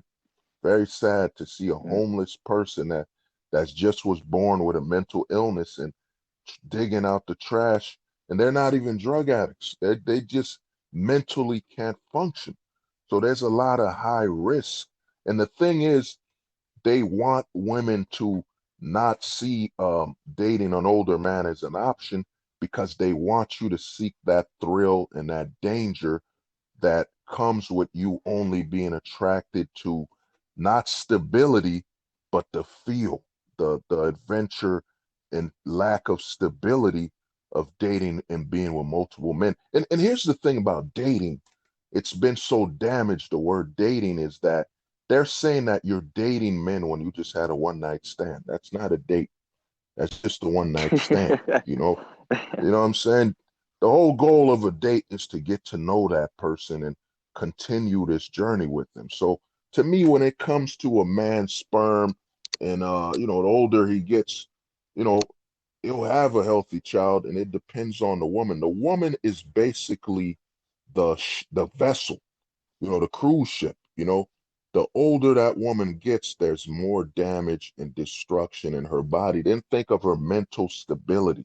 Then think about what if she's had multiple abortions before. There's so much you got to account on. It's not a competition.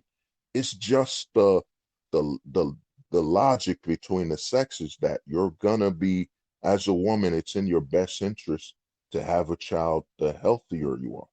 It's not a competition. And then think of how unmoral it is to say, well, it don't matter if I'm older. You know what I'm saying? The men could have kids when they're older, but you're ignoring the body dynamics. There's a complete difference between us. One man could repopulate the whole world. Like one man, I could go around multiple towns and knocking up multiple women, and it doesn't affect me, because I don't have to deal with the physical burden of giving life, you know. Uh, yeah, that's true, man. uh, That's true. Wait, we got loads of messages, bro. man, they don't get.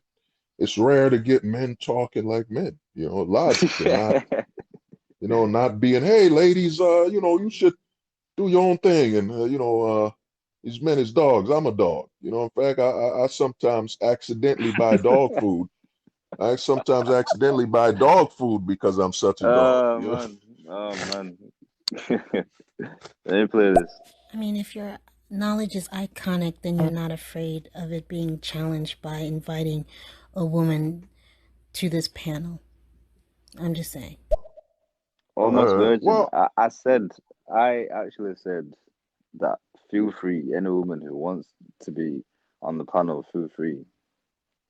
well, me, when it comes to me, we're not afraid. It's just that the way these apps work and the thing when men and women are talking, that at any moment, if said woman gets, too in her feelings or gets uncomfortable or gets passively aggressive, they could literally cut the stream. Because to me, I don't mind. I don't mind talking. Because to me, this is healthy because you have a man's perspective, and like we were talking with the first lady, and I forgot her name, but she brought up that, about the birth control is that notice your psychologist doesn't bring up birth control, but we two men looking at it and we don't take birth control can say, yeah, you're already on drugs. Over Yeah, 90% of women. that's quite worrying that they don't even put that into consideration. Like when somebody says that, when a woman says I have a problem, and they don't even consider birth control. Yeah, they don't even consider that you might have to get off birth control. That's how rigged the society is. And then you gotta look at things that since before modern technology, you've had older men and women, because women age differently than men. I told Iconic Craig this in the background. I'm about to tell you women something, women that are listening. And it's a very simple question. Who's older? A woman that's 18 or a man that's 30? Who's older? And odds are most women will say, well, the man is older. I mean, he's 30. No, the woman is older because women's age is by fertility. You got to count her age by fertility. So if she's 18, she has about 10, 12 more years before she's 30. And then there's a risk at fertility around her 30. So that man at age 30 isn't older. And then comes to the fact that at 30, that man is still stronger than the woman, still is the first option for her protection. So women and men age differently. You know, it's kind of like that saying where they say a cat and a dog age differently. Women age differently. For example, a woman, as soon as she hits her fertility, I think the first period, whatever, she's older. She's already gonna be older than any male around her because you have to count the fertility as an age factor. You know what I'm saying? And how it affects men. The older we get, we age based on our strength. So, you know, if Craig is like 20 and I'm 40, yeah, Craig is younger than me because there's a risk. If me and him were to fight, I'm not at my optimal strength. So our age is based on our physicality and our strength, while the women's age is based on their fertility. And they won't tell you this because they want a woman at 30 to be spending like she's 25, you know, still go buy this Prada bag, buy these nice jeans, try to look sexy and, you know, all this stuff versus looking at your true awareness, you know. Let me play the next one. Gosh, Maisie, that's so true. I got the morning after pill once, and it was like the questions they would ask. I wasn't there for an interview. I just wanted to get it and get out of there. Yeah, and it's just like, and they'll start like, oh, don't remind me. A housemate of mine who was from France, said it's not like that in France. I don't know if that's true or not, but I remember when she said she got it here in the UK. The lady asked her a lot of questions, and she said she made her feel like she was a slut. So there's definitely a lot of shame around getting the morning after pill. Yeah, it's definitely a coincidental thing, man. That they want Look at to that. shame you, and make it awkward if you ask request for the you know, the morning after Look, pills. Definitely, man. well, look Consumerism at at its that. finest. Look at that. Hey, you know, we want to question you on why you're taking a morning after pill, but we won't question you on why you're taking the birth control pill for 30 Yeah, it days doesn't make every sense. year. It's very Yeah, backwards. it don't make sense. Every year we want you on this pill because we want you to increase sexual activity and want you to increase the money. You got to look at it like this. Who's gonna make more money? Somebody putting you on. Oh, wow. Wow, I just realized something. Women are the first people to be on a subscription plan because that's what birth control pill is. It's a subscription. They don't want you to leave that subscription of you buying and paying for this pill every day versus you being responsible. When you have the morning after, the day after pill, it means you're more confident as a woman. It means you're less easily manipulated because you're literally gonna choose carefully. You're gonna have this in your pocket as you're only gonna do this with a man you trust. You're only gonna have unprotected sex with a man you trust. That's how much it, you know, thought it takes to have the day after pill. But the birth control, any, you know, it don't matter. I'm protected. I won't be pregnant. You know, it don't matter if I'm risking STDs or whatever. I'll be protected. I won't have a child. You know, it's all about accountability. They don't want women to open their eye because if women were to open their eyes and be accountable, they'd invest less in government programs and give their life over less to television films. You know, there'd be Right. less women singing. What's that movie where she's in the ice or something? I think it's, forget the damn movie. It's this movie about some girl who has power with ice It took over the world. Nice. Some Disney movie, man, Was where it not the she's what's her name? The Frozen. Is it Frozen? yeah, it's yeah, Frozen. There it is. Yeah, Yeah, I'm sure you it's know, yeah. less women would be in love with Frozen and watching The Bachelorette and all this crap because they'd be like, I'm in control of my life. I don't need this birth control pill, and I don't need to be a slave of it every day. Like I've seen a couple women where they miss a pill and they freak out. It's oh my God, I forgot my birth control. You Yeah, know, it's crazy, man. it's It's crazy.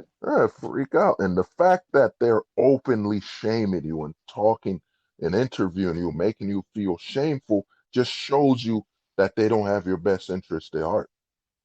You know, here's a couple of two guys. I've never taken birth control in my life. But I'm openly telling you, yeah, you should actually free yourself from depending on a pill, and you should be accountable, and you should be, mature enough to be able to control yourself when you're prepared to have safe and unprotected sex. You know, yeah. Yeah, man. Let me play. Gonna have to get through this quickly, man, because I'm gonna have to go soon. Oh, all right. Yeah, I hear you. That is psychological. What you just said, that birth control pill will stop the birth, and more and women will just want to have more sex with different partners or whatever. I hear you. That is psychological, but I don't know. I hear you, and I can see it. I'm just sitting here thinking, so I do understand what you're saying, and you really actually have a point there. Hi, you've opened the eyes, man. Well, when real, when honest men speak, you know, and from a perspective of really caring about people, we're gonna tell you the hurtful truth. And the truth is that just think of all your girlfriends that are just, just losing themselves, just sleeping around, and thinking that it's a positive. It has to do with birth control because as soon as birth control hit the market, women were far more what is it, mischievous, whatever, sleeping Promiscuous. around more. Yeah, promiscuous. They were sleeping around more because that pill was all about removing accountability and responsibility. When a woman wasn't on birth control, they wouldn't just sleep with anybody or wouldn't just give any guy a chance. It would be, oh, let me look at him. Who the hell is this guy? You know what I'm saying? What is he about? I got to be careful with who I sleep with, So, So but, you're saying there it's, was more of a vetting process.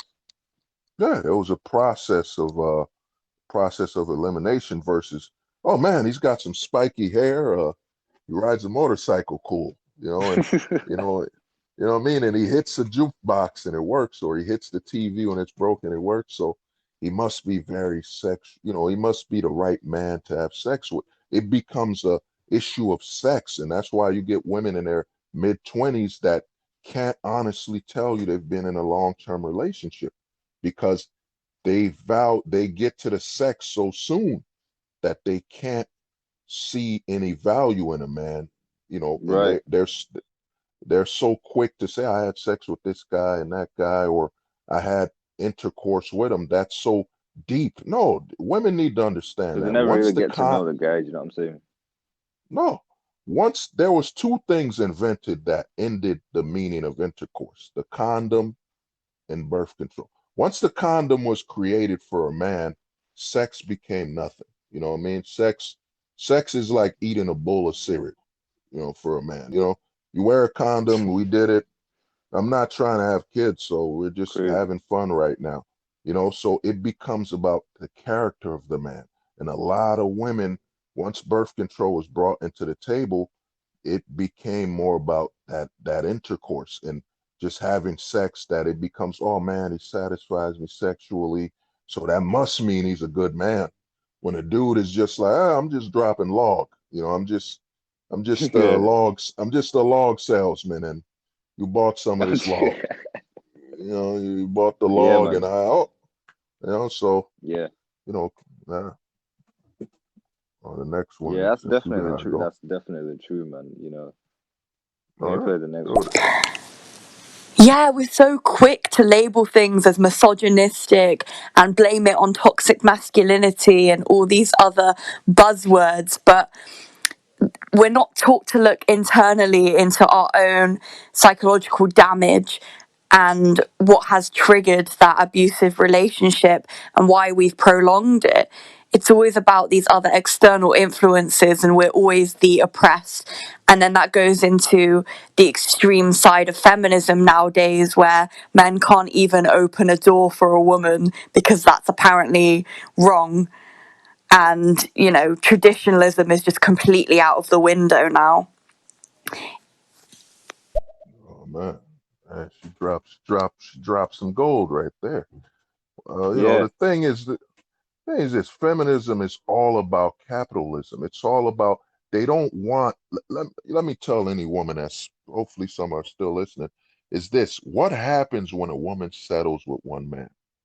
She spends less money in the makeup department. She spends less money in the clothing department. She spends less money on extravagances, accessories, because now it becomes spending money on behalf of starting their family. Feminism is a lot of women think feminism was, it's by women. No, feminism is a buzzword by the government to actually turn women against finding a stable male partner. They want you to, for example, a lot of women aren't aware, and most women need to look this up. It's called Section 8. I don't know if they have it in Europe or whatever. I don't know how y'all work with Section 8, but in the US, this is how destructive the government is. This is how the government hates a woman finding a stable man. They literally told women with Section 8, if you kick out the father of your children, will help you out.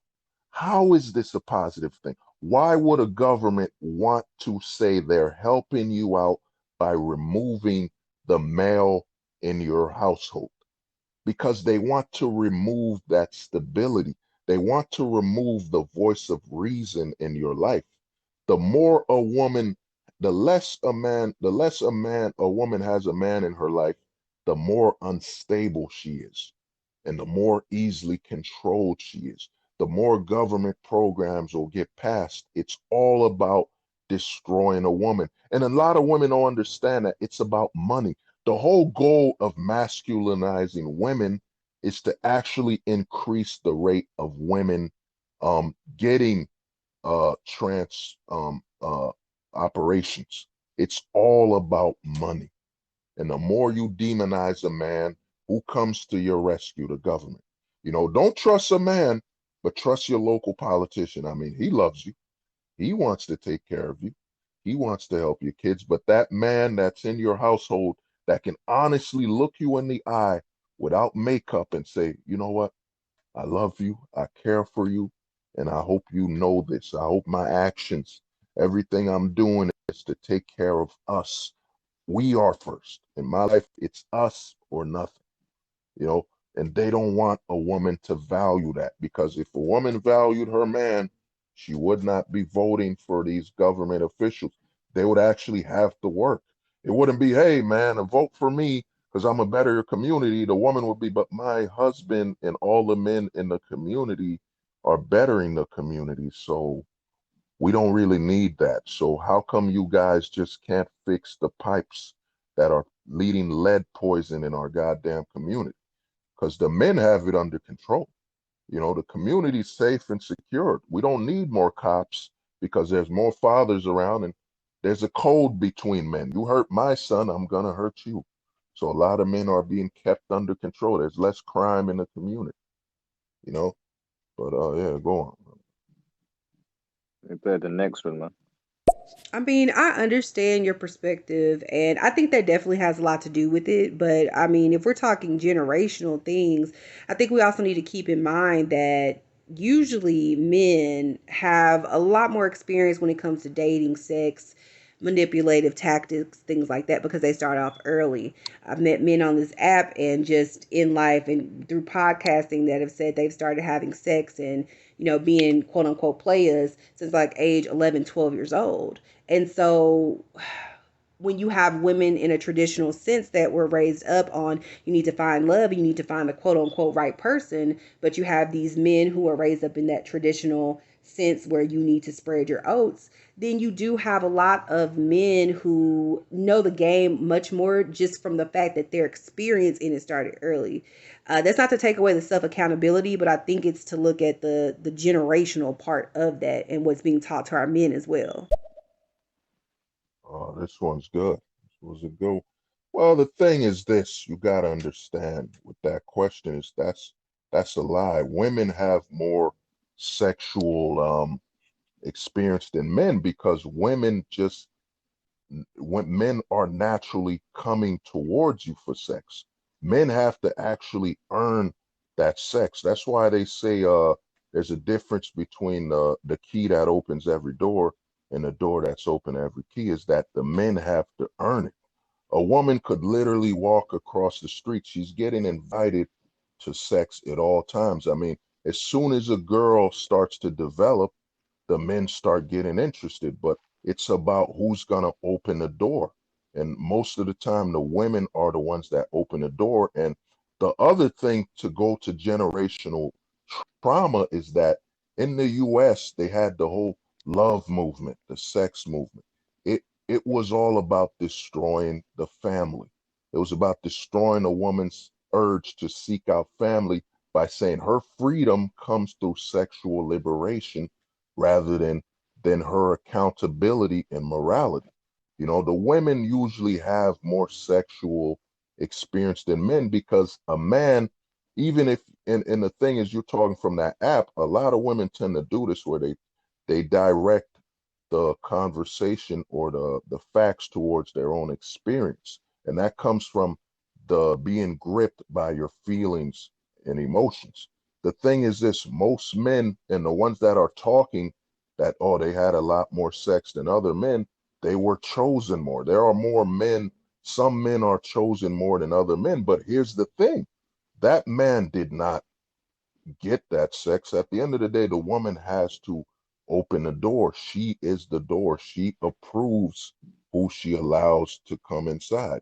And I don't mean that from from the come inside type thing, but she opens the door to her sexuality. Men have to earn it, and some men are chosen more than others. There's a jock in a school, he'll get hundreds, depends on he meets that sexual and attraction quota, he's going to get far more women coming to him than other men.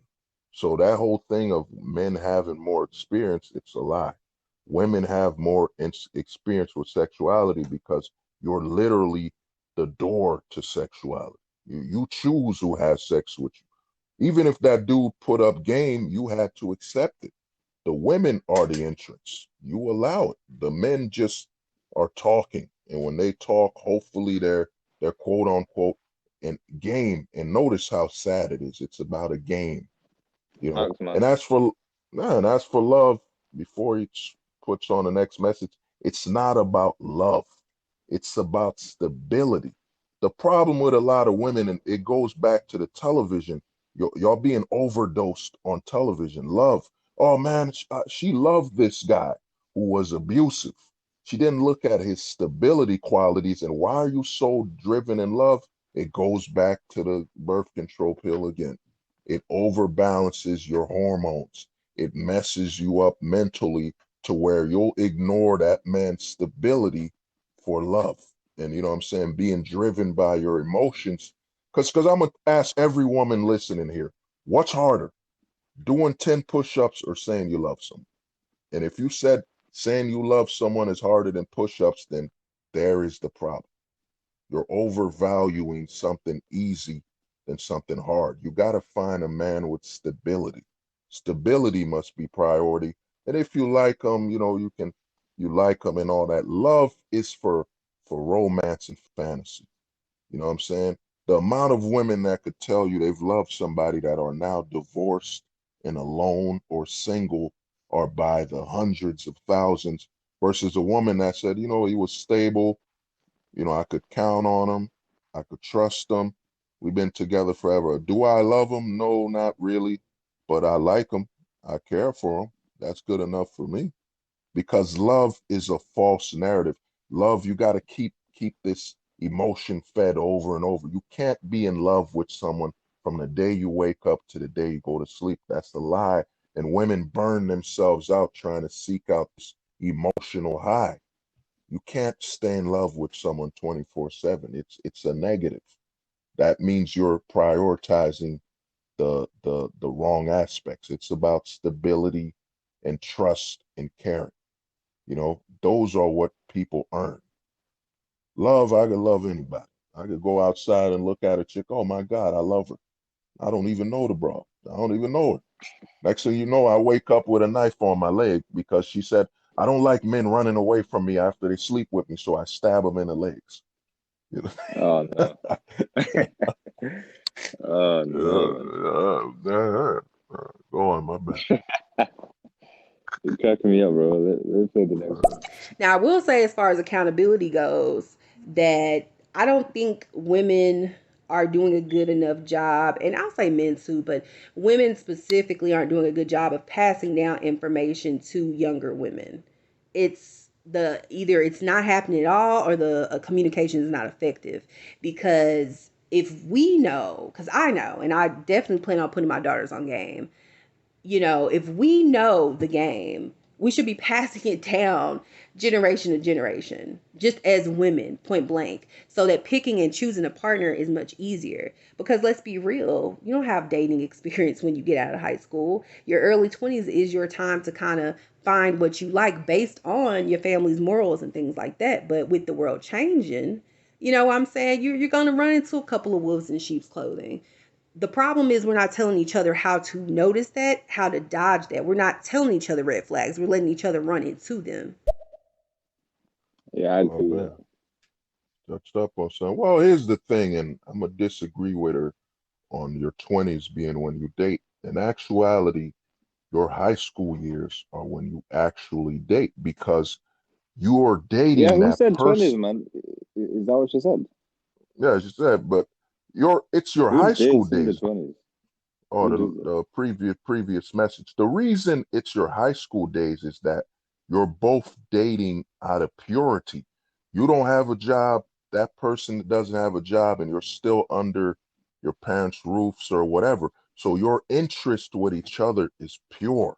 It has nothing to do with what lies outside of that school, of you getting to know that person. The purest time to be dating is in high school. The fact that you're gonna see this person every day there's school.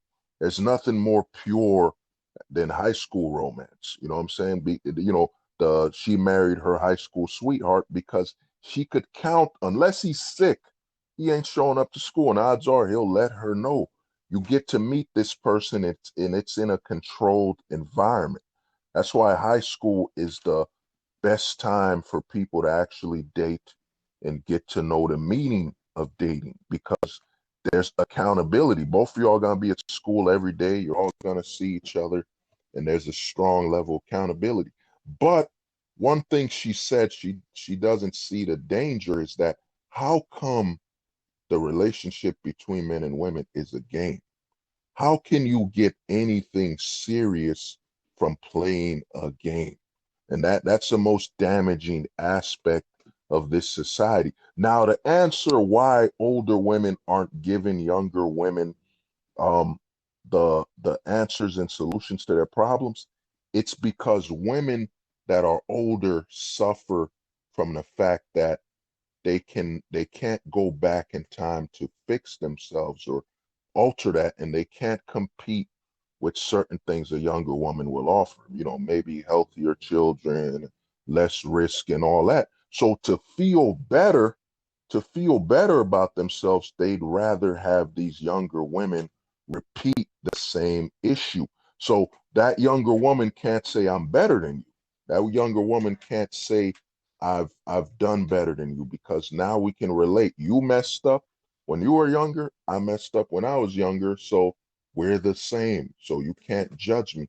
A lot of thing is women suffer from, and it's part of your nature, is that same group preference. So a lot of times women have been raised, especially by society, like I said, with the birth control pill, and you look up the 60s where it's about love and sexuality rather than, morality, is that a lot of women will not help the older women, younger women, because it's the only way they can say we're equal, is that you're messing up and I messed up when I was young.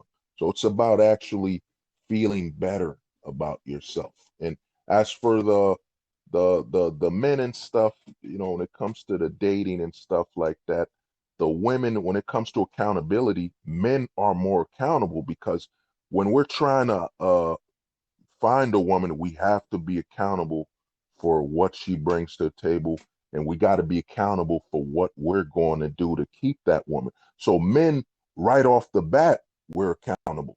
Women, on the other hand, the fact that that man is trying to get you, you don't have to be accountable.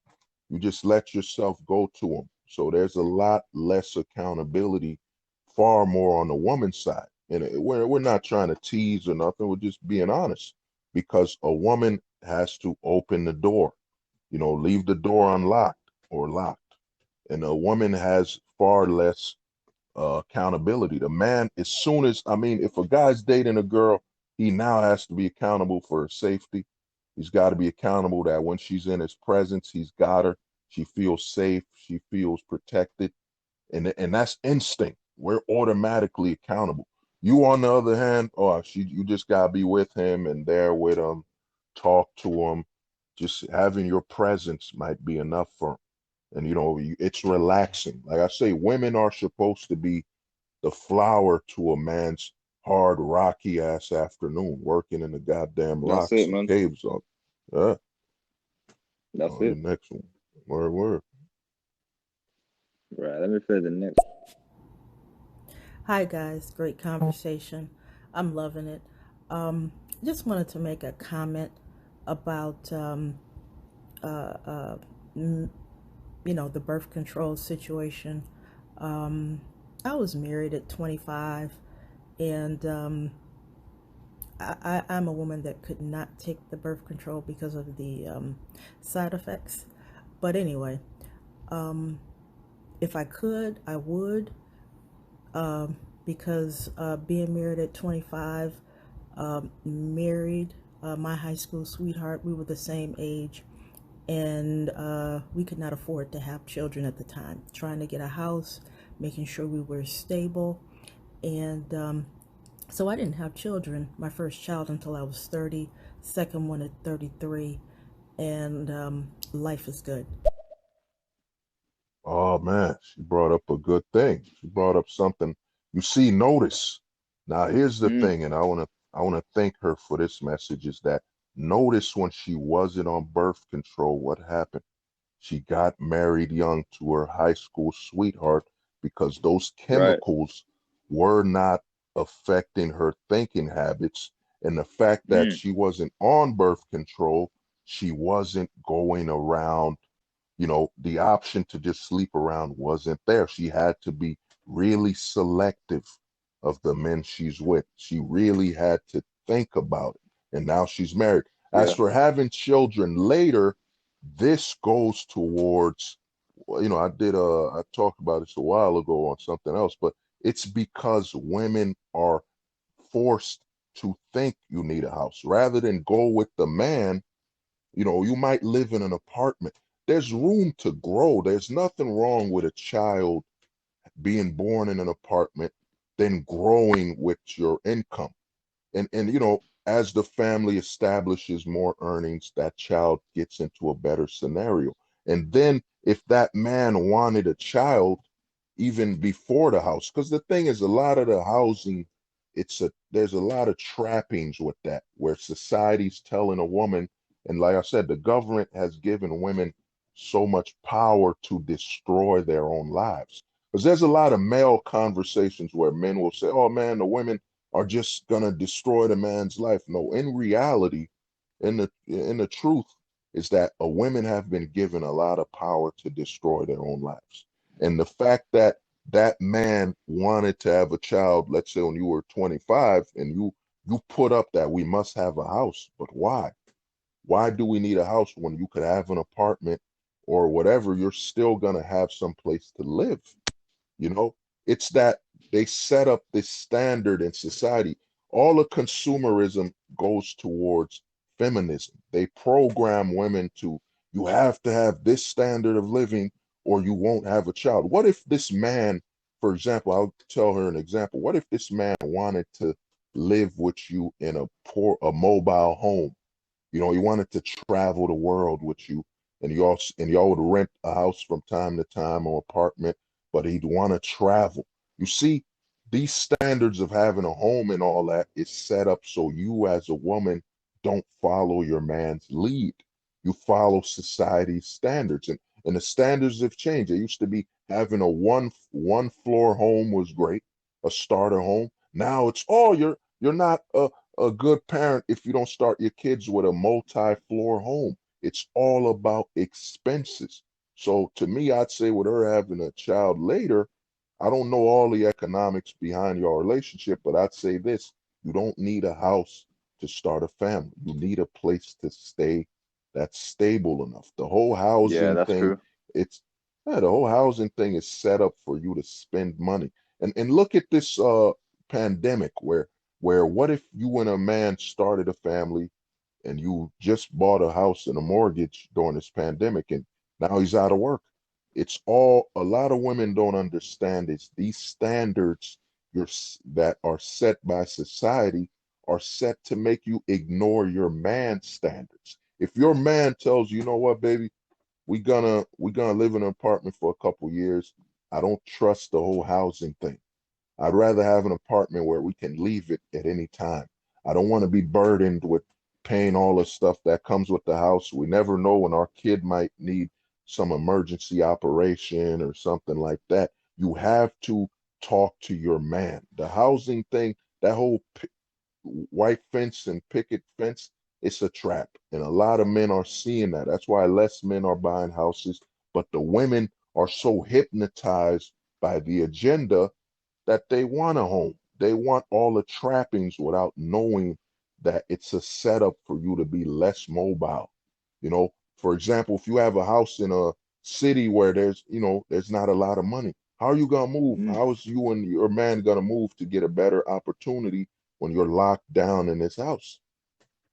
You Yeah, that know, makes sense. but I want to thank her. That was a man. No one. That's one thing I like when a woman sends the message is that it opens up other women's eyes to see. Notice she was 25 when she got Yeah. married and with her high school sweetheart. That means she was with this man.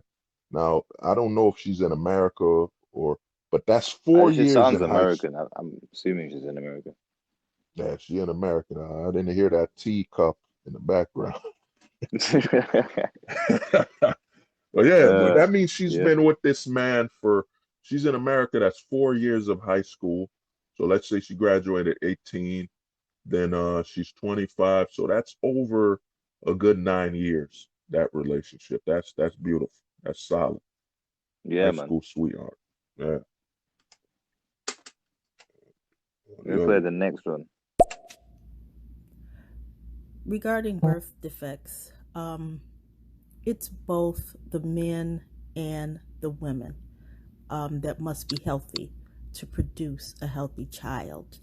Oh, I need a beer. Most of the focus, yes, has been on the women because we have to carry the child, and what we eat and drink and all the five senses, the child will receive that and be affected by that.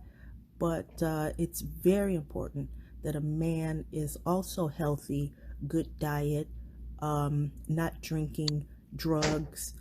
This is just biology. That a healthy sperm and a healthy egg will produce a healthy child. It's the responsibility of both sides. Oh yeah. Oh, she Yeah, dropped it. I get what you mean. Well, I'll say this. Here's the thing. she's got some points, but in all honesty, it's more on the woman's side because you're on birth control. And they even said birth control, its side effects lead to birth issues. You got to look at the numbers of women giving birth before the birth control and how there were more healthy children. You know what I'm saying? And then you got to look at her age. It's gonna affect the woman more. And what they've done with feminism and the talking points is that notice they're telling you that you should put some onus and shame on the man when your life is on the line. The older you have a child, the more at risk of death and fatality it is for you as a woman. And the other thing is, the woman is you gotta look at it as she's the vessel. So you gotta add up if that the woman got the sperm in her, let's say she got the sperm in her, she did not detox from alcohol for let's say about 3 months, a month. She didn't detox from birth control pills. That means that child is growing in a womb that has influences, drugs and alcohol. Now, as for the men being on I drugs, hate to cut it short, bro. Yo, I hate to cut it short, bro, but I'm gonna have to go, man. All the listeners, make sure that you're following me and Hold the Truth Hostage because we're gonna do another talk. We're gonna do more talks so we can continue. Maybe we can continue this talk. Whatever, man. We can continue the conversation, bro. Well, I guess we'll just play the questions and leave it at that. Yeah, let's just see what they have to say. Hold the truth, like I said earlier, I'm not denying that having children later in life isn't going to cause problems. It increases your chances of having birth defects, but equally, men's sperm, like, yes, you're right, men have always had this idea that, well, because sperm production never stops, then we're good. We can just keep having children at any age, but that turns out not to be the case. Yes, your sperm production does not stop, but your sperm ages. The sperm you produce at 40, at 50, at 60 is not going to be the same as the sperm that you produced when you were in your early 20s. So an older gentleman's sperm could cause birth defects, like I said, as well. It could endanger the woman if he impregnates a woman with his older sperm. It could cause serious complications in pregnancy. So I think the moral of the story is if you are planning on... There are so many reasons for birth defects, from just health issues that you don't even know you have, from chromosome issues. Even if you are eating right, your side of the family could just be predisposed to certain illnesses. And so you're bringing those two things together. It's not just birth control. You're bringing a lot of the environmental issues on both sides in order to have a healthy child. It's unfortunate that if something is wrong with a child, society looks at the woman, but science does prove that it is both sides. Women are 10 years older than a man in actuality. Their brain cells grow faster. They're more mature than a man. I think it's about 10 years. Women are 10 years older than... Ooh, spiky hair and a motorcycle? Do you have his number?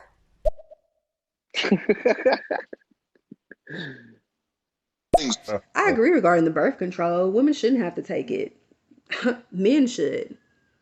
We can only have one pregnancy every 9 months, whether it be twins, triplets, whatever. It's one pregnancy. Whereas that same man can get you pregnant, break up with you, get another woman pregnant, break up with her, get another woman pregnant, break up with her. Where's the accountability in these broken homes? Then we get mad at the woman for going to the government. Then her value is lowered by society standards, not in my eye. But then her value is lowered. Then it reverts back to you as the woman should have knew. Not if y'all are talking about a 21-year-old needs to go ahead and have a baby. 21? Come on now. I feel like this conversation is forcing traditional expectations in a world that is so much more modern. You want tradition, but when it comes to the man, the woman still has to pay 50-50.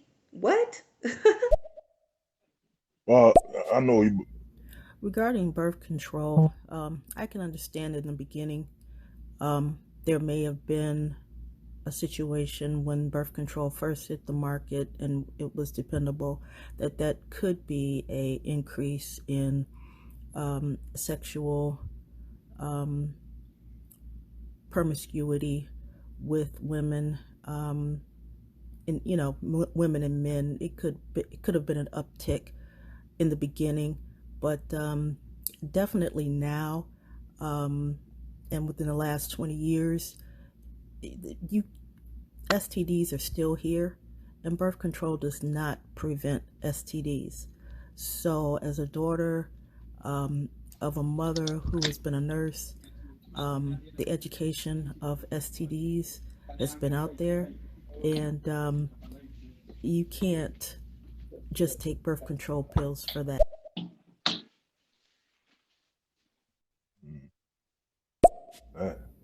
I definitely agree that dating starts in high school, finding the personalities that you like. For sure, the problem is, once you're out of high school in America, you need money. And you want to get married, you want to settle down, but it does take money. And if you decide that you want to have children right away, if your ideal time to have children between 20 and 24, where your experiences are, your dating partners are from high school, and those men are not ready financially to take care of a family at that age. So, there's that. I disagree regarding the high school dating thing. Nah, people were not dating out of purity. I mean, maybe you were, and maybe Craig was, but that's the time a lot of little girls got ran through. Again, because of the emotional intelligence they lacked, and that men were taught and had to run game and say what needed to be said to get into them girls' panties, especially the older ones. You know what I'm saying? Senior or just graduated high school, messing with a little freshman, sophomore who doesn't know nothing about nothing. It's not pure. That's not pure at all. Men were raised, not all, but most were raised to get their penises wet and get them numbers up. Don't get me started about college. But I think that in teenage years and even early 20s, you lack the emotional intelligence to be able to date with intent. That's more important than dating for purity.